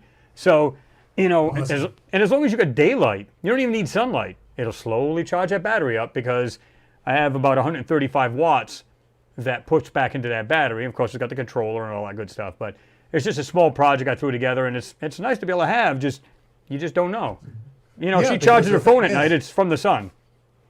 Well, you know, at the point where you need it, it'll be worth its weight in gold, Yeah. literally. Yeah, pretty much. And, And that's why a as lot of our people should have a own. backup plan. you bet. But, you know, we kind of live in a digital age where people are just, they live moment to moment into the next video, the next Netflix, the next whatever is on their phone. And, Yeah, until finally when and- it and stops. I get it. I get it. I mean, you know, people are just people. You're not going to change them. No. But I don't know that people are ready to go non-linear. You know, we're accustomed to be able to walk into a room and flip on a light switch Yep. without even thinking. Yep. Walk in the bathroom, turn on the faucet, and have water. Yep. But you know, so we have this linear reality where things remain the same from over a period of time each day, and then into the next day, and into the next, and we're all very, very comfortable with our linear reality. But When that changes, non-linearity, Yeah. whoa, that's it's actually the listen. norm. Think about this, and If you- you, like you said, you're not about doom and gloom, but it's about is it possible, and how would you react to that? Because like I told her, pure pandemonium. You couldn't get gas. No. You couldn't get groceries. So you know, all holy hell would break loose. People would be robbing the stores, killing each other off. It'd be absolutely psychotic. And I've told her, I said, listen, you know, there's many ways you can get away with it. You can get water, you know, if it rains, you can get, you know, from, you know, in a bucket and stuff like that. You can fill up your toilet, you can flush it if you need to. You can use it, you can use filters, which I have. You can pour it into there. You can basically take swamp water and it's completely drinkable. There's all kinds of things you can do to ensure that you don't die pretty much. But now when it comes to food, yeah, it's anybody's, like, everybody's fair game. And that's the problem. But, you know, people just think, it can never happen. Now, here's a story I thought when I was younger, when I was 84. It was back in 84. Not when I was 84, because I actually went backwards in time, yeah. But I had this, back in the day when boom boxes were big. My buddy had one. His name was Carlos. And he had this big JVC radio. I'm thinking, yeah, I'm walking down. Got the strap on where I got holding the radio, pumping out some tunes. 2 people jumped me for it. Yep. Boom. They take it. All I feel is this push from my back and a pull on the radio. So I ran after these guys. At first I'm going, there's no way this could have just happened to me. There's no way. Then the other part of me said, hey, dummy, go after him. So ran after him. The guy takes out a knife and said, bring on the knife. Let's do this. So, you know, I had taken martial arts at the time. I was, you know, 5 animal style kung fu, all the stuff. So I was like, okay. It was funny because the guy says, no, man, this is my box. So the other guy that was with him, he was trying to push me away, but he's more doing this, like looking out for the cops. Well, eventually they stopped these guys. I got the boombox right here in my closet. But in a million years, you never thought that would happen. You kind of like blown away, like, did this just happen? And then you go, oh, no, this is not going to happen. Like Axl Rose says, you can have anything you want, but you better not take it from me. Jungle, welcome to the jungle. So, Yeah, and then it'll get down to that oh, God. type of thing pretty quick. It's a hypothetical, but, you know, people go, that would never happen. Are you sure about that? I don't know. It's good to be prudent. Yeah. You know, you don't have to go overboard. You No, don't have to no, become of course a not. survivalist. You don't have to join a militia. You don't have to, No? you know, do any of that stuff. No, I'm sorry. I'm Darn. thinking. I was hoping. And, but you know, a little appropriate preparation is not a bad idea. Yeah, and I'm talking about minimal stuff, meaning most of the time you're going to have a power outage. You know, like if you're in the Northeast, you know, you get a nor'easter. It'll throw your electricity off for maybe a day. If you live out in the country, maybe a few days. you know, of course, you probably have a generator, some flashlights, whatever you got. Like I have battery backups here. And in fact, the last time we were on, we had storms out here and the power went out. Computers were still running. Everything was still on. Now, I made a mistake. I had the modem, because I got this little modem, router, and then it goes into the other room. Well, I didn't have this plugged into the battery backup, so the internet part of it died, but everything, computers were still on. So as soon as the power came back, it resumed the video, the live feed, and I was back running, and it went off 3 times. I said, guys, I'm still on. Wow. So everything's still running, even my internet and everything, battery backup. I've got, you know, in every room pretty much, so blink of an eye, it changes over. You never even know the power went out. So you look above you, and this light here went off. I was like, well, that's not good. Power just went out, guys. It was thundering up a storm. You can hear it. It's setting off the microphone. You can see it. Freaking house was shaking. I'm like, oh, yeah. So it was actually pretty funny, but you just don't know. And I tell people, just prepare. Don't get all scared and nervous and jerky about it. Just have things where you can, if you need it. That's all. You know. Yeah, I've got the largest commercial freezer chest I could get in the basement, filled to the top with Hostess ding dongs. There you go. There you go. Yeah, so I'm good. You don't have to worry about the Twinkies. good. Those would be all right. No, we don't do Twinkies. Oh, well, they can go through a nuclear holocaust. Why not? Well, who knows?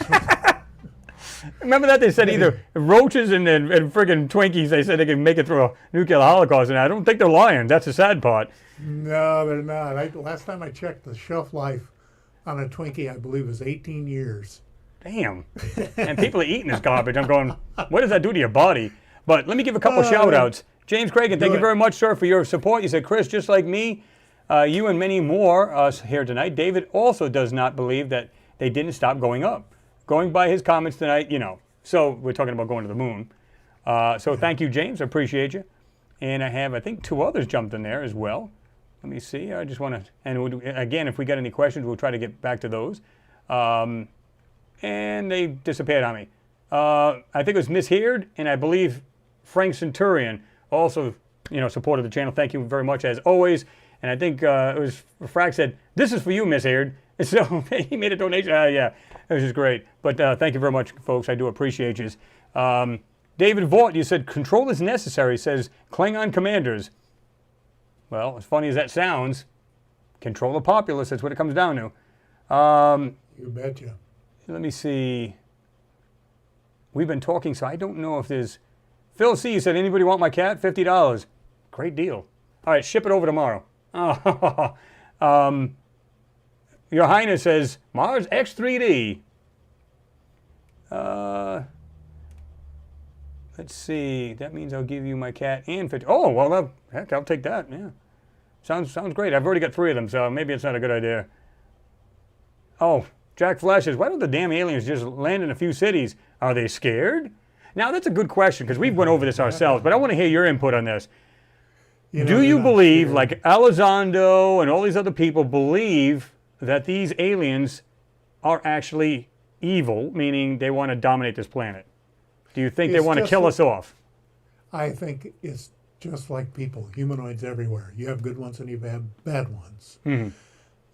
I think the bad ones the good ones outweigh the bad ones. That said, there are bad ones. I believe that. Yeah. But as far as them being afraid at any given moment in the last 2 centuries that it could have taken over the planet, their technology is so vastly beyond ours as to appear to be magic. Mm-hmm. But I think really what's coming out more and more is it appears that their hybrid program, they've been working to develop a human-alien hybrid that will pass as human, but retain the alien characteristics of intellect and psi abilities and that type of thing. There's some pretty compelling research out there that talks to this. Not wacko books, right. but actual, real stuff, yeah. Real research, peer-reviewed or whatever. Real research fellows and doctors and such. And so they don't care. Have you noticed, for example, all of the daylight and city UFOs videos that are showing up, they come right on down in the middle of the day or in a neighborhood, or they'll send a probe down to 4 feet above the ground in the neighborhood and look at cars. Yeah. Or some such thing. And people are filming with their cell phone. It's like, they totally don't care. No. They totally are not worried about us freaking out or doing anything. And it's like, no, we're kind of specimens. Yeah. So I'm glad that there's some that are looking out for our best interests. At least I'm hoping that's the case. I don't know Yeah. for sure. And, but, you know, we don't matter to them. What their ultimate purpose is, who knows? If they're aliens, then they're not like, they don't think like we do. And their whole cultural and evolutionary context is different than ours. So trying to second guess them, good luck. You're not going to do it. No. There's no way to know exactly what the motive is. I mean, I've always said, listen, if you wanted to take out your enemy, why would you wait until they become technologically advanced? So in other words, if these alien beings knew us back in the day, when we were basically with stones and stuff like that, would you have not taken over the planet then? So I don't believe when I hear this hype about, ooh, they're in our airspace, they're dangerous. Listen, you know, if they really wanted to take over, your little missiles and your little garbage stuff is not going to mean shit to them. They're just going to go, oh, look how cute, they got a little plane. Poof, it's gone. It's, you know, they look at it, if they could travel like, and they're just up and down, and your technology means squat. So if they really wanted to take us out, that would have happened a long time ago. Come on. Well, our technology, as advanced as we think it is just like it's like a bunch of baboons got together and cobbled together something. I mean, it's laughably, ridiculously archaic. Yeah. And we still, even though we call ourselves digital, we're still analog. We still string wires around the street. We still drive, as David says, you know, little locomotives, our cars with rubber tires, and the same technology that's been around for 125 years. Yeah. And it's like, why? Why are we doing that? Well, without going into a long rant, I mean, it's about control. It's about the people who want to maintain their control over the planet. And, you know, their vested interest is in continuing to use outdated technology, outdated medicine, outdated everything. Keep the people stagnant. Keep the people stagnant, meaning the population, while they're off doing the high tech, black ops, whatever it may be. That's what I think is going on. I mean, how are you still using the same rocket engine you've been using for how many years? The Atlas V? Are you serious? Rockets? Yes. That's like ancient China 600 years ago. Yeah. What's going on? Gunpowder. It's like, that's as far as we've gotten? And you know it's much better than that. You know there is. And the fact that they said, well, now we got this new, you know, Space Force. It's not new. It's like I've been telling these guys. It's not new. We've had the Star Wars project back in the 80s, and I think they just repackaged it, and that's pretty much it. And they've probably been updating it every so many years. And they're saying, well, you know, we're just keeping an eye on, you know, what's going on so we, you know, they can keep an eye on the planet. Well, wait a minute. So if you're talking about enemy countries, you've been doing that for years long prior to that. So, and we're talking about in the 50s. So don't come off of that. Gee, it's just a surveillance of the planet and, yeah, whatever. And maybe much more than that between, you know, simple things like, you know, foreign bodies may fly into Earth, you know, meteor, whatever it may be. That I understand, I get.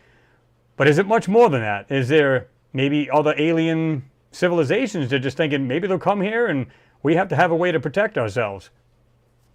Well, yeah, and I think that if you do any of the reading and viewing of the various materials out there by Corey Goode or David Wilcock or what's the other guy's name? I'm losing it in a minute. He was Special Forces. He did anatomy work, autopsy work. I think I know who you're talking about. I just can't place his name. Emery Smith. Emery Smith. And people like that. And again, here's the philosophy. Eat the meat, spit out the bones. Yep. Okay. And make up your own mind about it. Or just do your own research to boot. That's all. Well, that's the thing. You know, like drill down, do your due research and see what's out there. Yeah. And form your own cogent opinion based on what you can reasonably surmise to be the truth. Yeah. And, you know, what's wrong with that? Isn't that what we're all supposed to do? And so, you know, you listen to them and, well, we've been active for 50 plus years, 60 years. in space, and we've been dealing with the Solar Warden program, where we've been dealing with negative entities and positive entities, and bases and territorial disputes on the different planets and moons, and yada yada yada yada yada. International slave trade, interplanetary slave trade, and that's not so far fetched for this reason, because really, when you boil it down, Chris, all we are free range slaves. That's all What it comes down to. we have a certain amount of free will, a certain amount of freedom, but try not paying your taxes for a couple of years. You basically have this much freedom. Yeah. Well, I wouldn't say zero, because other countries, like, they got dictatorships and all this other stuff. I mean, they're really, really anal about their laws. So I kind of get that. You can't just say F the president over in some of these countries, because you'll disappear or just be shot on the site, whichever comes first. But you have certain freedoms, but you're never completely free. Unless you live out somewhere in the wilderness. And that's the thing, they've created the debt structure and the credit structure so that we toil our entire lives paying off our debt at jobs most of us don't like, and are happy to get whatever moments we can get at home with our families or by ourselves or whatever. And that's our life. Yep. We're free-range slaves. We're enslaved to all these different systems. And I don't believe that the human spirit was created for that purpose. And so I think there'll be some changes. Oh, absolutely. Coming down the pike in the relatively near future, and good ones, not bad ones. And let's see. Six says, I got to go, gang. Take it easy, everyone. Stay healthy, stay strong in your faiths. Peace, truth, and love to you all. I don't know if he's already disappeared, but Six, good having you in there, brother. And you have a good weekend there, right? Let me see. Great for All says, the moon is already private property. It says we don't own it. I think what they're trying to do, like anything else, right? They basically say, when we put the American flag down, this is basically our area kind of thing. Now, if it's not, it makes you wonder, like China's going, obviously we've gone, so on and so forth. Other countries will be going. So, India, yeah, exactly. India. Yeah. So when you stop and think about it, you go, okay, so how does this work? There's things up there that should not be, meaning it's not natural, it's not lunar, rocks, whatever. So do they say, this is my area, so therefore this is all my stuff, and this is your area, so therefore it's all your stuff? And at what point, and I'm hoping this happens, at what point does one of them become disgruntled with the other country and say, well, F them, they've got X amount, and they know about this all along, but then they go... Same old story, different planet. Yeah. So, or is it like, if they say, well, if we say something, we're going to bag ourselves because we're up there too, and we also see this stuff. So, so they claim stake to some of these areas as opposed to, everybody stay off the planet, or off the moon rather. So to me, I think they've been going for years, like I said before. I don't think they've ever stopped. And like I said, going to the moon was a huge test to say, listen, guys, we can go to the moon. We've been there many a times. Let's skip over to Mars. And this is the reason why you're hearing stories about how maybe we've already been there for a long time, maybe back in the 60s. And I don't know. I'm kind of on the fence about that. I'm not saying it's impossible, because clearly it is. But, do you think they've actually done that? Or do you think it's a little not quite there yet where they can do it? No, I suspect it's true for this reason. I know from my research and also from my dad, who was involved in classified projects with the government as a design engineer. Back in the 50s, we had electrogravitic technology. Mm-hmm. We already had it. We had. They were messing with that in the 40s. Yeah. Yeah, and so this, from the Roswell crash and from other crashes in the 30s, late 30s, and other crashes around the Kecksburg, and there are different places we've back engineered. But we had the electrogravitic technology in the 50s, and obviously they're not going to wait around to see if we can build our own stuff. They're going to jump right on it. And so, yeah, I think it's entirely possible that we've been a spacefaring species since probably the early 60s. Yeah, that I don't And doubt. that NASA is a cover organization for the public space effort using old analog technology.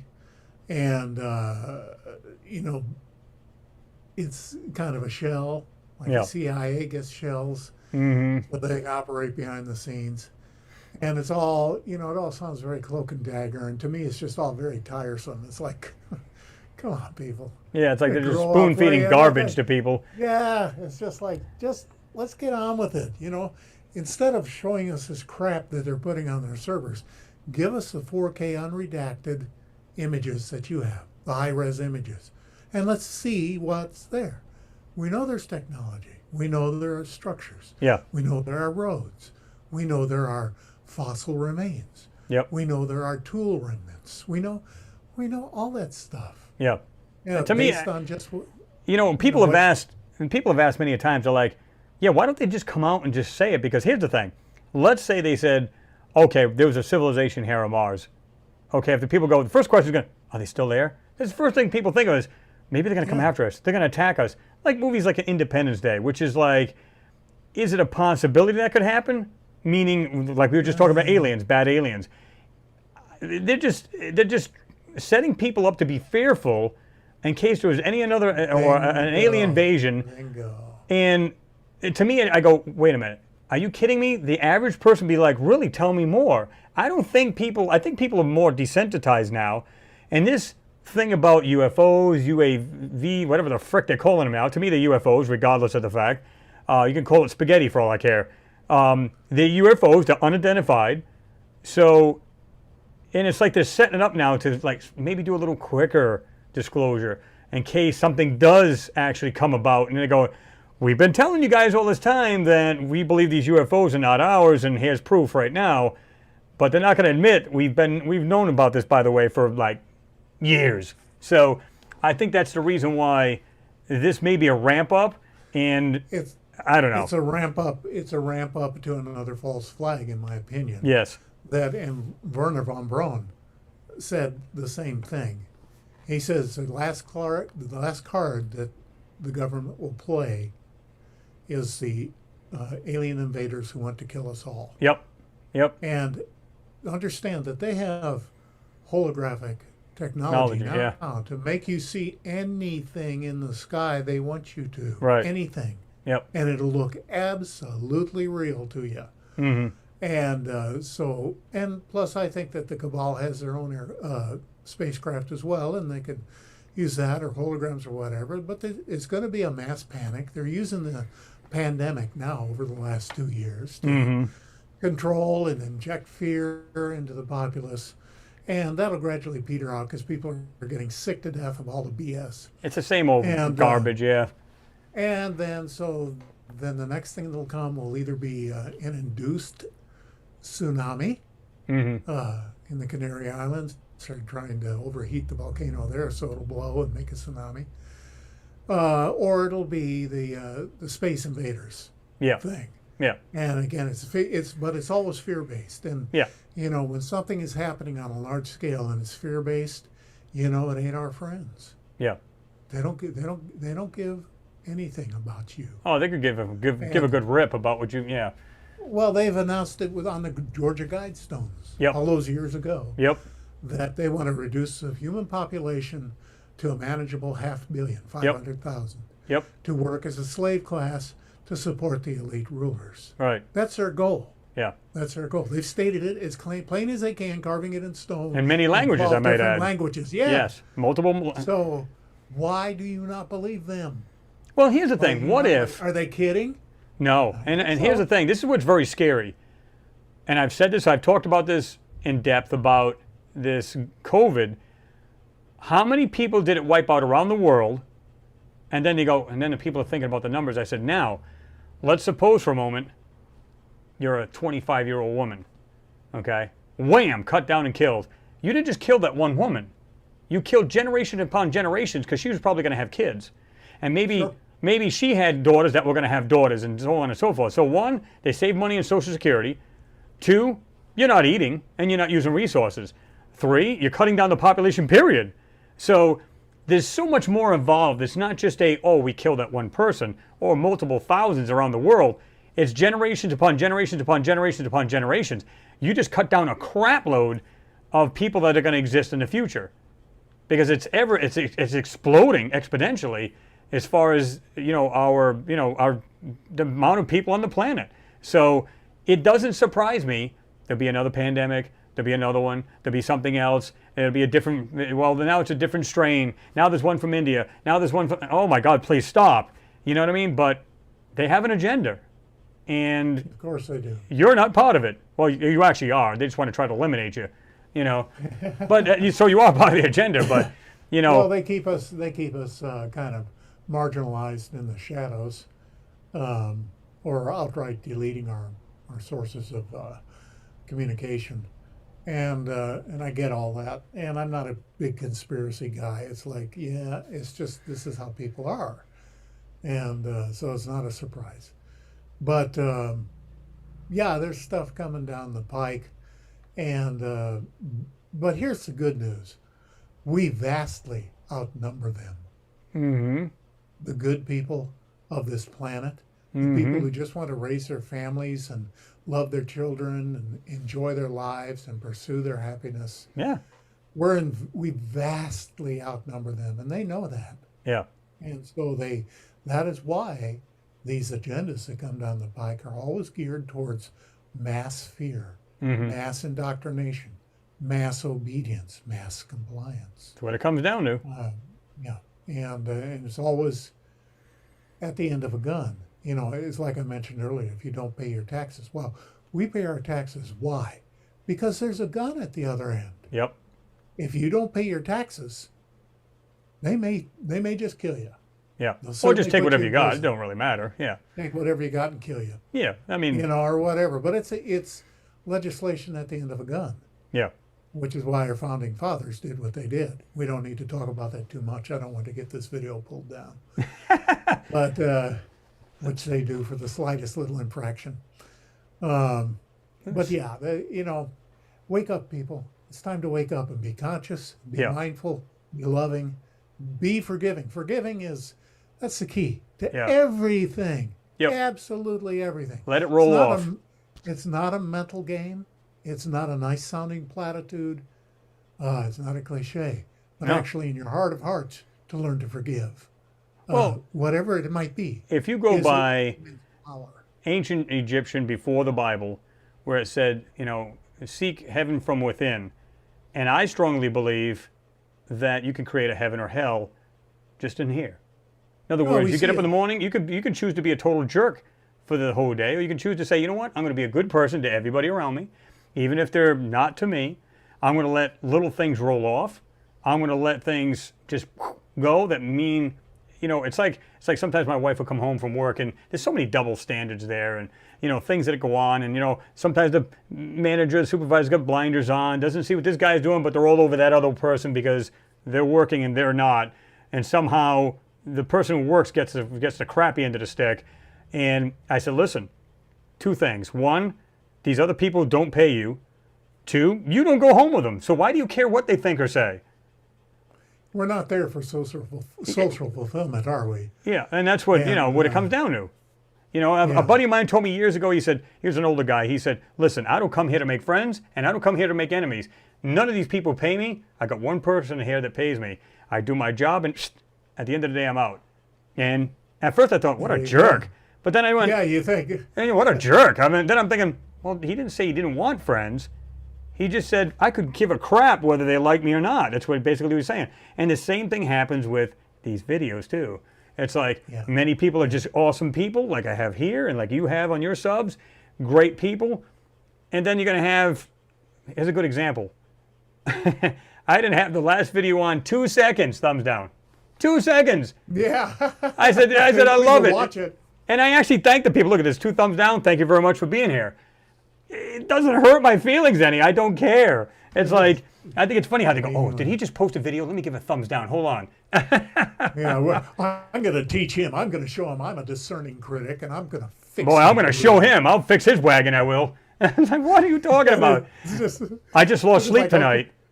You know, Okay, it sounds to me like somebody missed their nap time. Would you like a cookie and a glass of milk? that and a binky. Yeah. Renee V says, really nice, really very nice of you, Chris, to invite Dave. His channel deserves a lot more viewers subscribed. Yeah, I mean, like I said, folks, That's if you're not very even nice. familiar Thank with you, his Renee. channel, yeah, if you're not familiar with his channel, go to his channel. It's right there, Mars X3D. It's exactly what the channel name is. Go there. You'll find it very interesting. Does great work. You know, he's a good guy. I know him personally. He's down to earth, and you know, I can't say enough about him. You know me, guys. I always back people that I believe is genuine and doing good work. And there you go. So that in between, like I said, I'm going to be. Let me know when you do get them books out. I'll be the first one to grab one of those puppies. Yeah. Well, I'll send you a copy. Yeah, that's awesome. Because here's the I'll thing. send you a galley. Yeah, there you go. There you go. These suckers are wicked expensive, man. Oh, I know. Especially if you're using quality. It's like, Yeah, you want quality. You don't want junk. yeah, I mean, I don't want. shot. Yeah, you don't want Make garbage a stuff that ain't going to last. And so I think that's awesome. Yeah. And like I said, I mean, I'm hoping it'll be well received and be something people will. The anomalies that I selected are the kind of things where even if a person doesn't view X3D, you could hand the book to somebody and say, "What do you think about these things? mm-hmm. You know, Yeah. what do you see there?" Because they're that clear, and you know, we just keep on keeping on. Thank you for your kind sentiments. I truly appreciate it. And Call it how I see it. we do it. We do it anyway, no matter what. Yeah, No matter the detractors and the trolls and thumbs downers and that's a given. the so-called. What I like are the scientists. Oh, those are awesome. Yeah, they already know everything. There's a smarter person in the room, and they're gonna. You're part of their 8th grade science class, and they're gonna straighten you out. I'll tell you, I'm a geologist. I can tell you that's just normal wear. Really? Yeah. So you're telling me multiple 90-degree angles with circles in them, and like another straight line coming up and everything. That's completely normal. You know, like I said. I turned the flip. I just flipped it on and said, "That's great. Show me some terrestrial examples. Thank you. I've done the same. Educate me. Yeah. Educate me." Enlighten me, please, because I want to see that myself. And And of course, they never do. no, they won't. They'll just be like, well, you just don't know what you're talking. Really? Oh, okay, enlighten me. Maybe I'm wrong. And they never come back with anything. I'll say, listen, here's my email. Go ahead and give it to me. You'll never hear a word about it. So they're quick to jump on you about it, but yet they can't back up their mouth. So, so you got to kind of feel bad for them. They're just, it just doesn't fit their worldview. So, oh, he's an idiot. He's a jerk. He doesn't know what he's talking about. Okay. I mean, how many times, like you said, you made a perfect example. If you take the book, which is cool, because even if you were to come and go, in other words, you said, I'm done with making videos, I got to just prioritize just my family, period. I'm done with the channel. The book will live on. And if you were to take the book and open it and say, hey, guys, what do you think of this? And they go, well, that looks like a little mechanical part. Well, what is that from? What is it? Oh, well, that's basically on Mars. They go, what? Yeah, that's Mars. No, it's not. Stop. No, it really is. And you actually give a link to it, and they can actually see this. They go, good Lord, are you kidding me? And that's what matters. It's not about you personally, me personally. It's about what you're conveying. And like I said, I let people just make their own decisions. I show them what I think it is, like you do. You convey it. Okay, this is what I think it is. It looks like it's absolutely intelligently made. You make your own decisions. You can disagree with me. I don't care. We're all people. We all have differences of opinion. I don't have a problem with that, It's when they come over and they try to be really, really nasty about it. I'll take off their comment. They go, why was my comment taken off? Because you're being a 3-year-old and you're talking stupid. I mean, what do you want me to do? I'm not going to leave that there because there's a lot of good people on here that have kids that read these comments and stuff like that. I'm not leaving that crap on there for that. Come on. Grow up a little bit. So this is the reason why I think it's amusing. Well, the thing is, they dislike the fact that you're up on stage. Yeah. That the limelight is on Chris. Yeah. And you're getting attention, and you're doing something with your time, and so they want to kick down that sandcastle. Yeah. They want to kick that down and show you that. Well, I could do that. I could do that, and I deserve that kind of attention, and I'm not getting it, and you are. So thumbs down. Yeah. And You suck. Well, the funny thing is, I had years ago when I started trying out different microphones and stuff. I had one that had headphones with the boom mic. One guy says, oh, he thinks he's so important because he's got that headphone set. I'm going, why does that matter? You should be actually watching the video and what's in the video and not me personally. I'm a little confused. So that from then on, I thought it was comical because Will from What's Up in the Sky told me years ago, and I told these guys this, where he said, once your channel blows up, watch all the trolls that come out of the woodwork. And he was not lying. He was dead on. And it's going to happen. You got to take the good with the bad, the bad with the good, I should say, because 99.9% of the time, it's all good people. Sure. The rest of them are just trash. You know, you just got to go, what are you going to do? I mean, that's what it comes down to. They got nothing better to do, like you said. They're recyclable trash. Yeah. You got to at least give them that. They're redeemable. All right, we're going to take a couple more questions, then we're going to jump off of this, guys. If you have any questions. Sounds good to me. Phil C says, hey, guys, let's hit the like button, please. Yeah, guys, hit it. It means a lot because YouTube will share this. Big thumbs up. Yeah. Oh, what do you call it? I'm not even sure what it says. AK6. Oh, okay. 6781 fan. What happened to Thomas? Well, Thomas is very busy. He's actually. Working for Billy, isn't he? Yeah, he's actually working with Billy. He actually makes a lot of these videos, which the Black Knight satellite's coming out soon, folks. So stay tuned for that. That's supposed to be coming out really soon. He's doing a lot of editing and making these videos for him. So he's literally working for Billy, both him and his wife. So this is the reason why you'll see him come out with some videos, and sometimes there's a span between them. So you have to forgive him for that. But he's very busy doing this stuff, and there's a lot of content. And so he's trying to do that. And of course, he's on Forbidden Knowledge and putting all these videos up, and he's putting up these videos for him and whatever he's got to do. And plus, he's editing different. You know, Billy's been to, oh my God, where hasn't he been? He's been on the Nile. He was out there with his, I guess it's his girl. He's out there. He's on the Nile eating lunch. He's going through the pyramids. So he's got a lot of content he's trying to put together. Plus, he's all over these shows like Gaia and all of these other shows. I mean, he's literally a busy guy. So Thomas has got to edit these things. So he's quite busy. So yeah. I've noticed that the Will hasn't been really in evidence much of late. Is everything okay with him? I haven't really heard nothing from him. I know he's a tech guy, and he's a tech guy at his job, and I know he still plays in a band periodically. So I don't know if truthfully what he's doing, you know, because he was doing fantastic, and he still has that other site, What's Up in the Sky 37. I believe that's still operational. I think I think I put videos up there one time. I put several up there, and then I just really never went back to it. And it's not that I hated the site. It just, I had other things going on, so I never really did get back to it. You know, so there's a lot of things that, it's like yourself. You're really busy. You're trying to finish the book. You know, of course, you want to be with family. And that's the way I try to do it, too. Try to get a little flavor. Sometimes, this is the reason I don't make a video every day, because you do need some downtime. Although it's not like I'm not working the next day. In other words, if I put a video out Monday, Tuesday I'm already making one or getting ready to gear up to make one on Wednesday.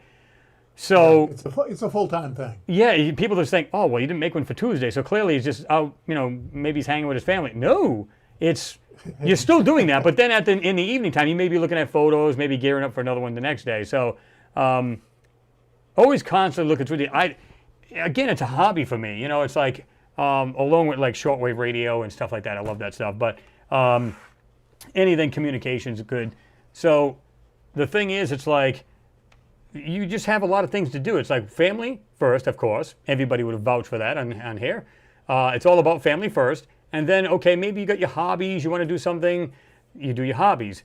Something you're passionate about, like I am about this, and like David is about his. And a lot of other people who do these are very passionate. So, and then you want to convey it.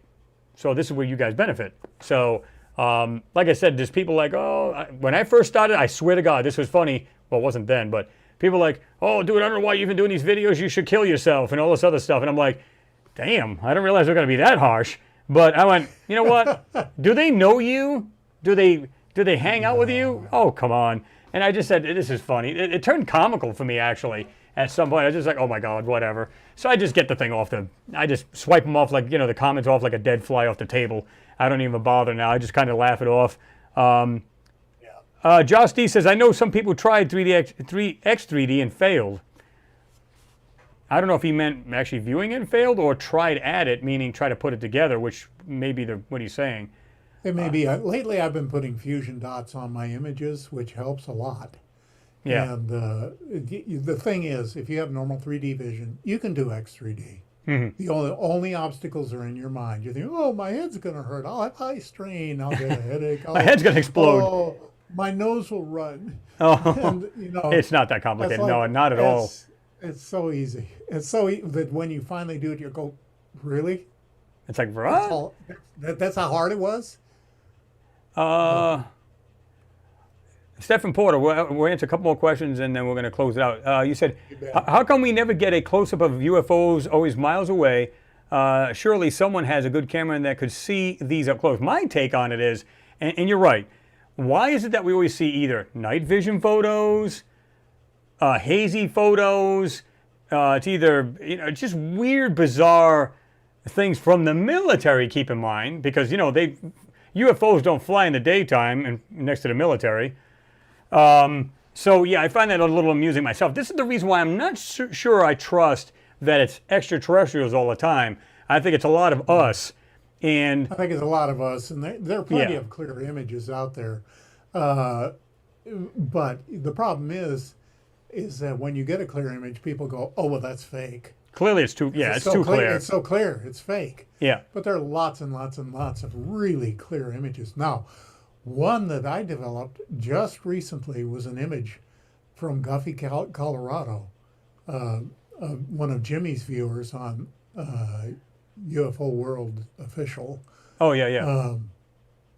sent him 2 pictures that she had taken from her back porch before dawn of a UFO flying through the valley.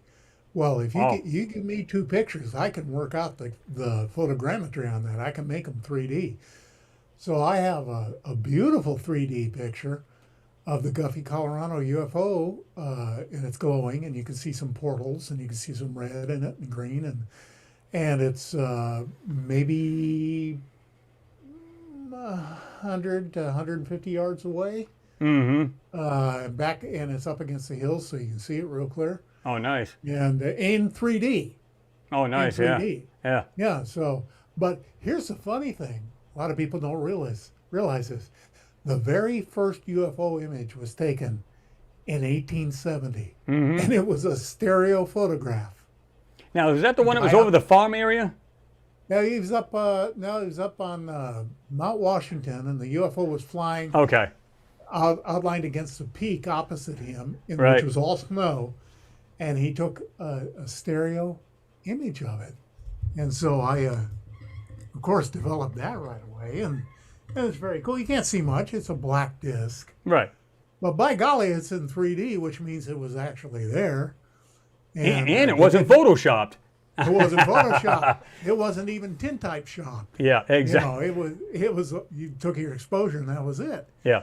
And Which is cool, because so- that just goes to show you that these old photos, people go, oh, the new ones are garbage. There's no such thing as extraterrestrials. Well, you go back to way back when, and you see these photos. Okay, one, again, no Photoshop. There's no trickery of the photos. Like you said, just take a picture, and there's your exposure. And 3, it's like, okay, but it's literally there. It's, who built that? So, you can understand maybe like 40s and 50s and 60s, because I even said that. I said, why is it that when we see UFOs over the course of years, like from the 50s or 60s, they look old and clunky, like they've been riveted together. And then as the time progresses, they seem to get more smoother, high tech. You know why? Because it's us building them. But that doesn't mean that we didn't get technology off of like Roswell UFO, like, fiber optics and microwave and all this other stuff. That doesn't mean that we didn't have, extraterrestrials visiting us. It's been, ancient civilizations have talked about this. Many of them have, that these, these gods from the skies would come down and all this other stuff from, like, what was it, Book of Ezekiel and whatever else. oh, yeah. I mean, the list goes on. You're not old enough to remember, but when I was a little kid, we had one of those big floor radios. Yep. Which is really cool. It was a magic thing. And eventually, in the early 50s, we were able to get table radios, which are wood or bakelite or whatever.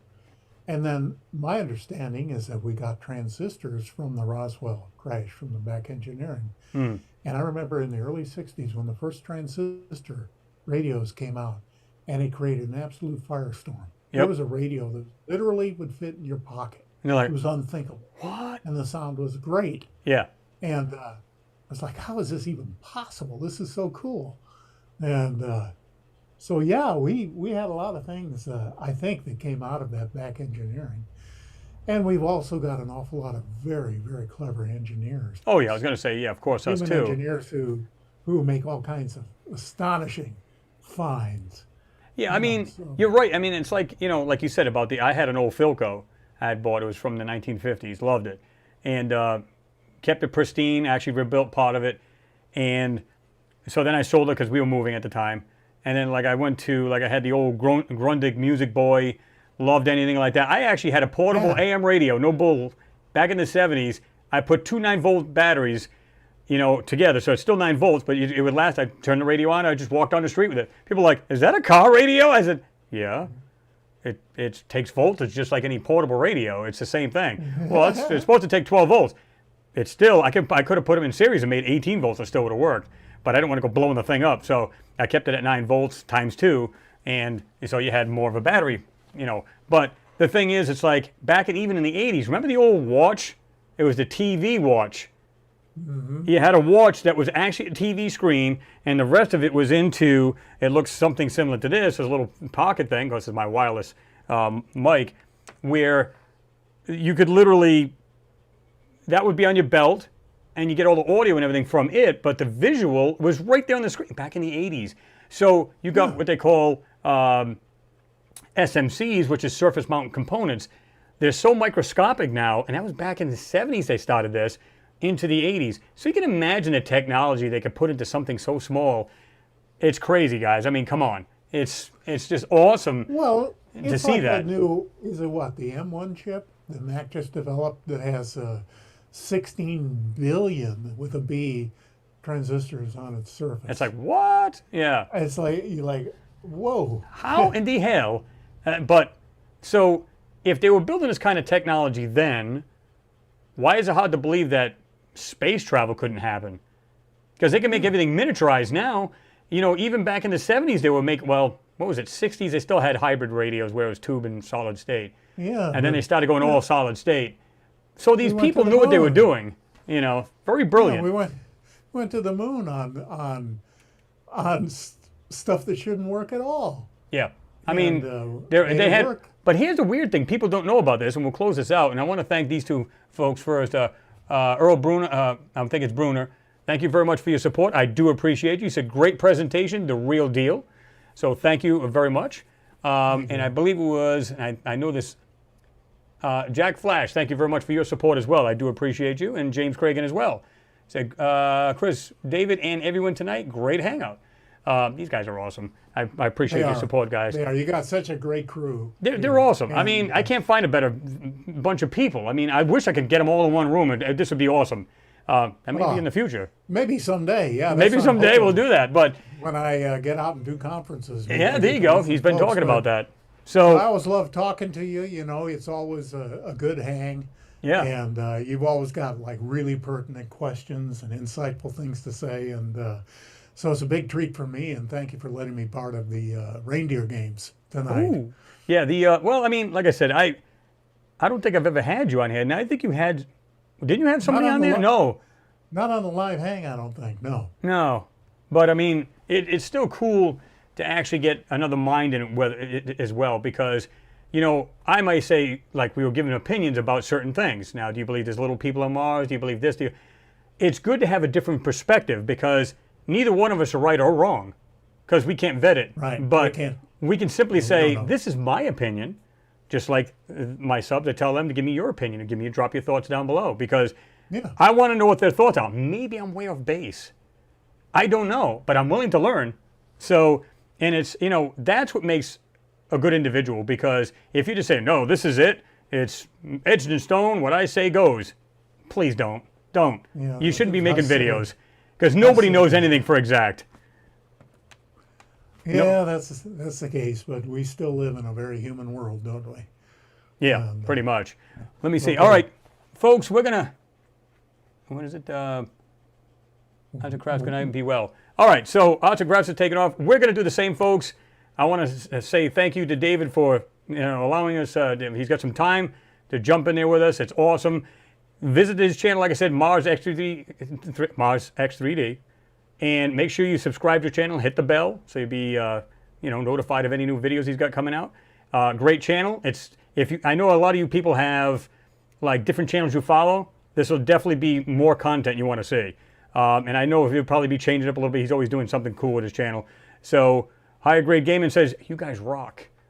Well, no, you guys rock. You guys, yeah. Yeah, so, but visit his channel, subscribe to it. I think you guys will be happy you did. It's just another, what's the word I want to use? It's kind of like just another page, man, for more information. It's another room in the ship. And I believe that. I grab as many people as I can because I go, this is what I'm looking for. I'm looking for something along the base of my interest. So by God, boom, I'm clicking the subscribe and the bell, make sure I tick it, and I'm good to go. Because even if you don't agree with all the stuff, it's still good to have. It's still a great way to expand your mind, so it's great. So it really is. And thank you for that, Chris. Yeah. And since the feed is originating on my end, I don't know if you'll still have video when I cut it off. No. So, well, what we're going to do is we're just going to go ahead and just stop it. Period. So this is what we're going to do. Templar said he subscribed. Another person said they just subscribed. You guys are awesome. Thank you very much. Jump on over there. You'll be glad you did. So anyway, Dave, thank you for being here. He's the one that actually started this live feed, so I got to quit when he quits, which is fine because I think it was great. It's been 2.5 hours. It's always. Oh, we had a good time. Dave, it's nothing for us. I swear to God, I'll be on here for 3.5 hours and not even realize it. Because they'll be just talking amongst themselves. We're doing the same. They're going back and forth. Next thing you know, we're like, does that say 4.5 hours? I think I hit 4.5 hours when I was like, wow, I didn't even realize it. That's why I said we could literally get in the building and you'd be there for like 2-3 days straight just talking about this stuff. It'd be awesome. But anyway, we're going to let you guys go. A big thank you to everybody who support the channel. It doesn't matter how you support it. It's awesome the way you guys do it. Thank you very much, and much love to all of you, and that's from the heart. You guys are great. And again, thanks, Dave, for being here as well. It's always good to have you on here. It's good people. So again, just like I said, guys, just be safe, and we'll see you guys soon. And don't forget to hit the thumbs up before you guys leave. It's always important. Absolutely. Hey, everybody be well out there. This is your buddy Dave over at Mars. Actually, I can cut this off myself. Hold on. Oh, you think, huh? No, I can't. You think? No, I mean, because I get the live feed going. I'm the one that's got the live feed. You got the actual, what do you call Zoom going. Okay. So anyway, guys, any last words? No, I'm speechless. I like that. No. I'm speechless. So. Okay. See you next time, everybody.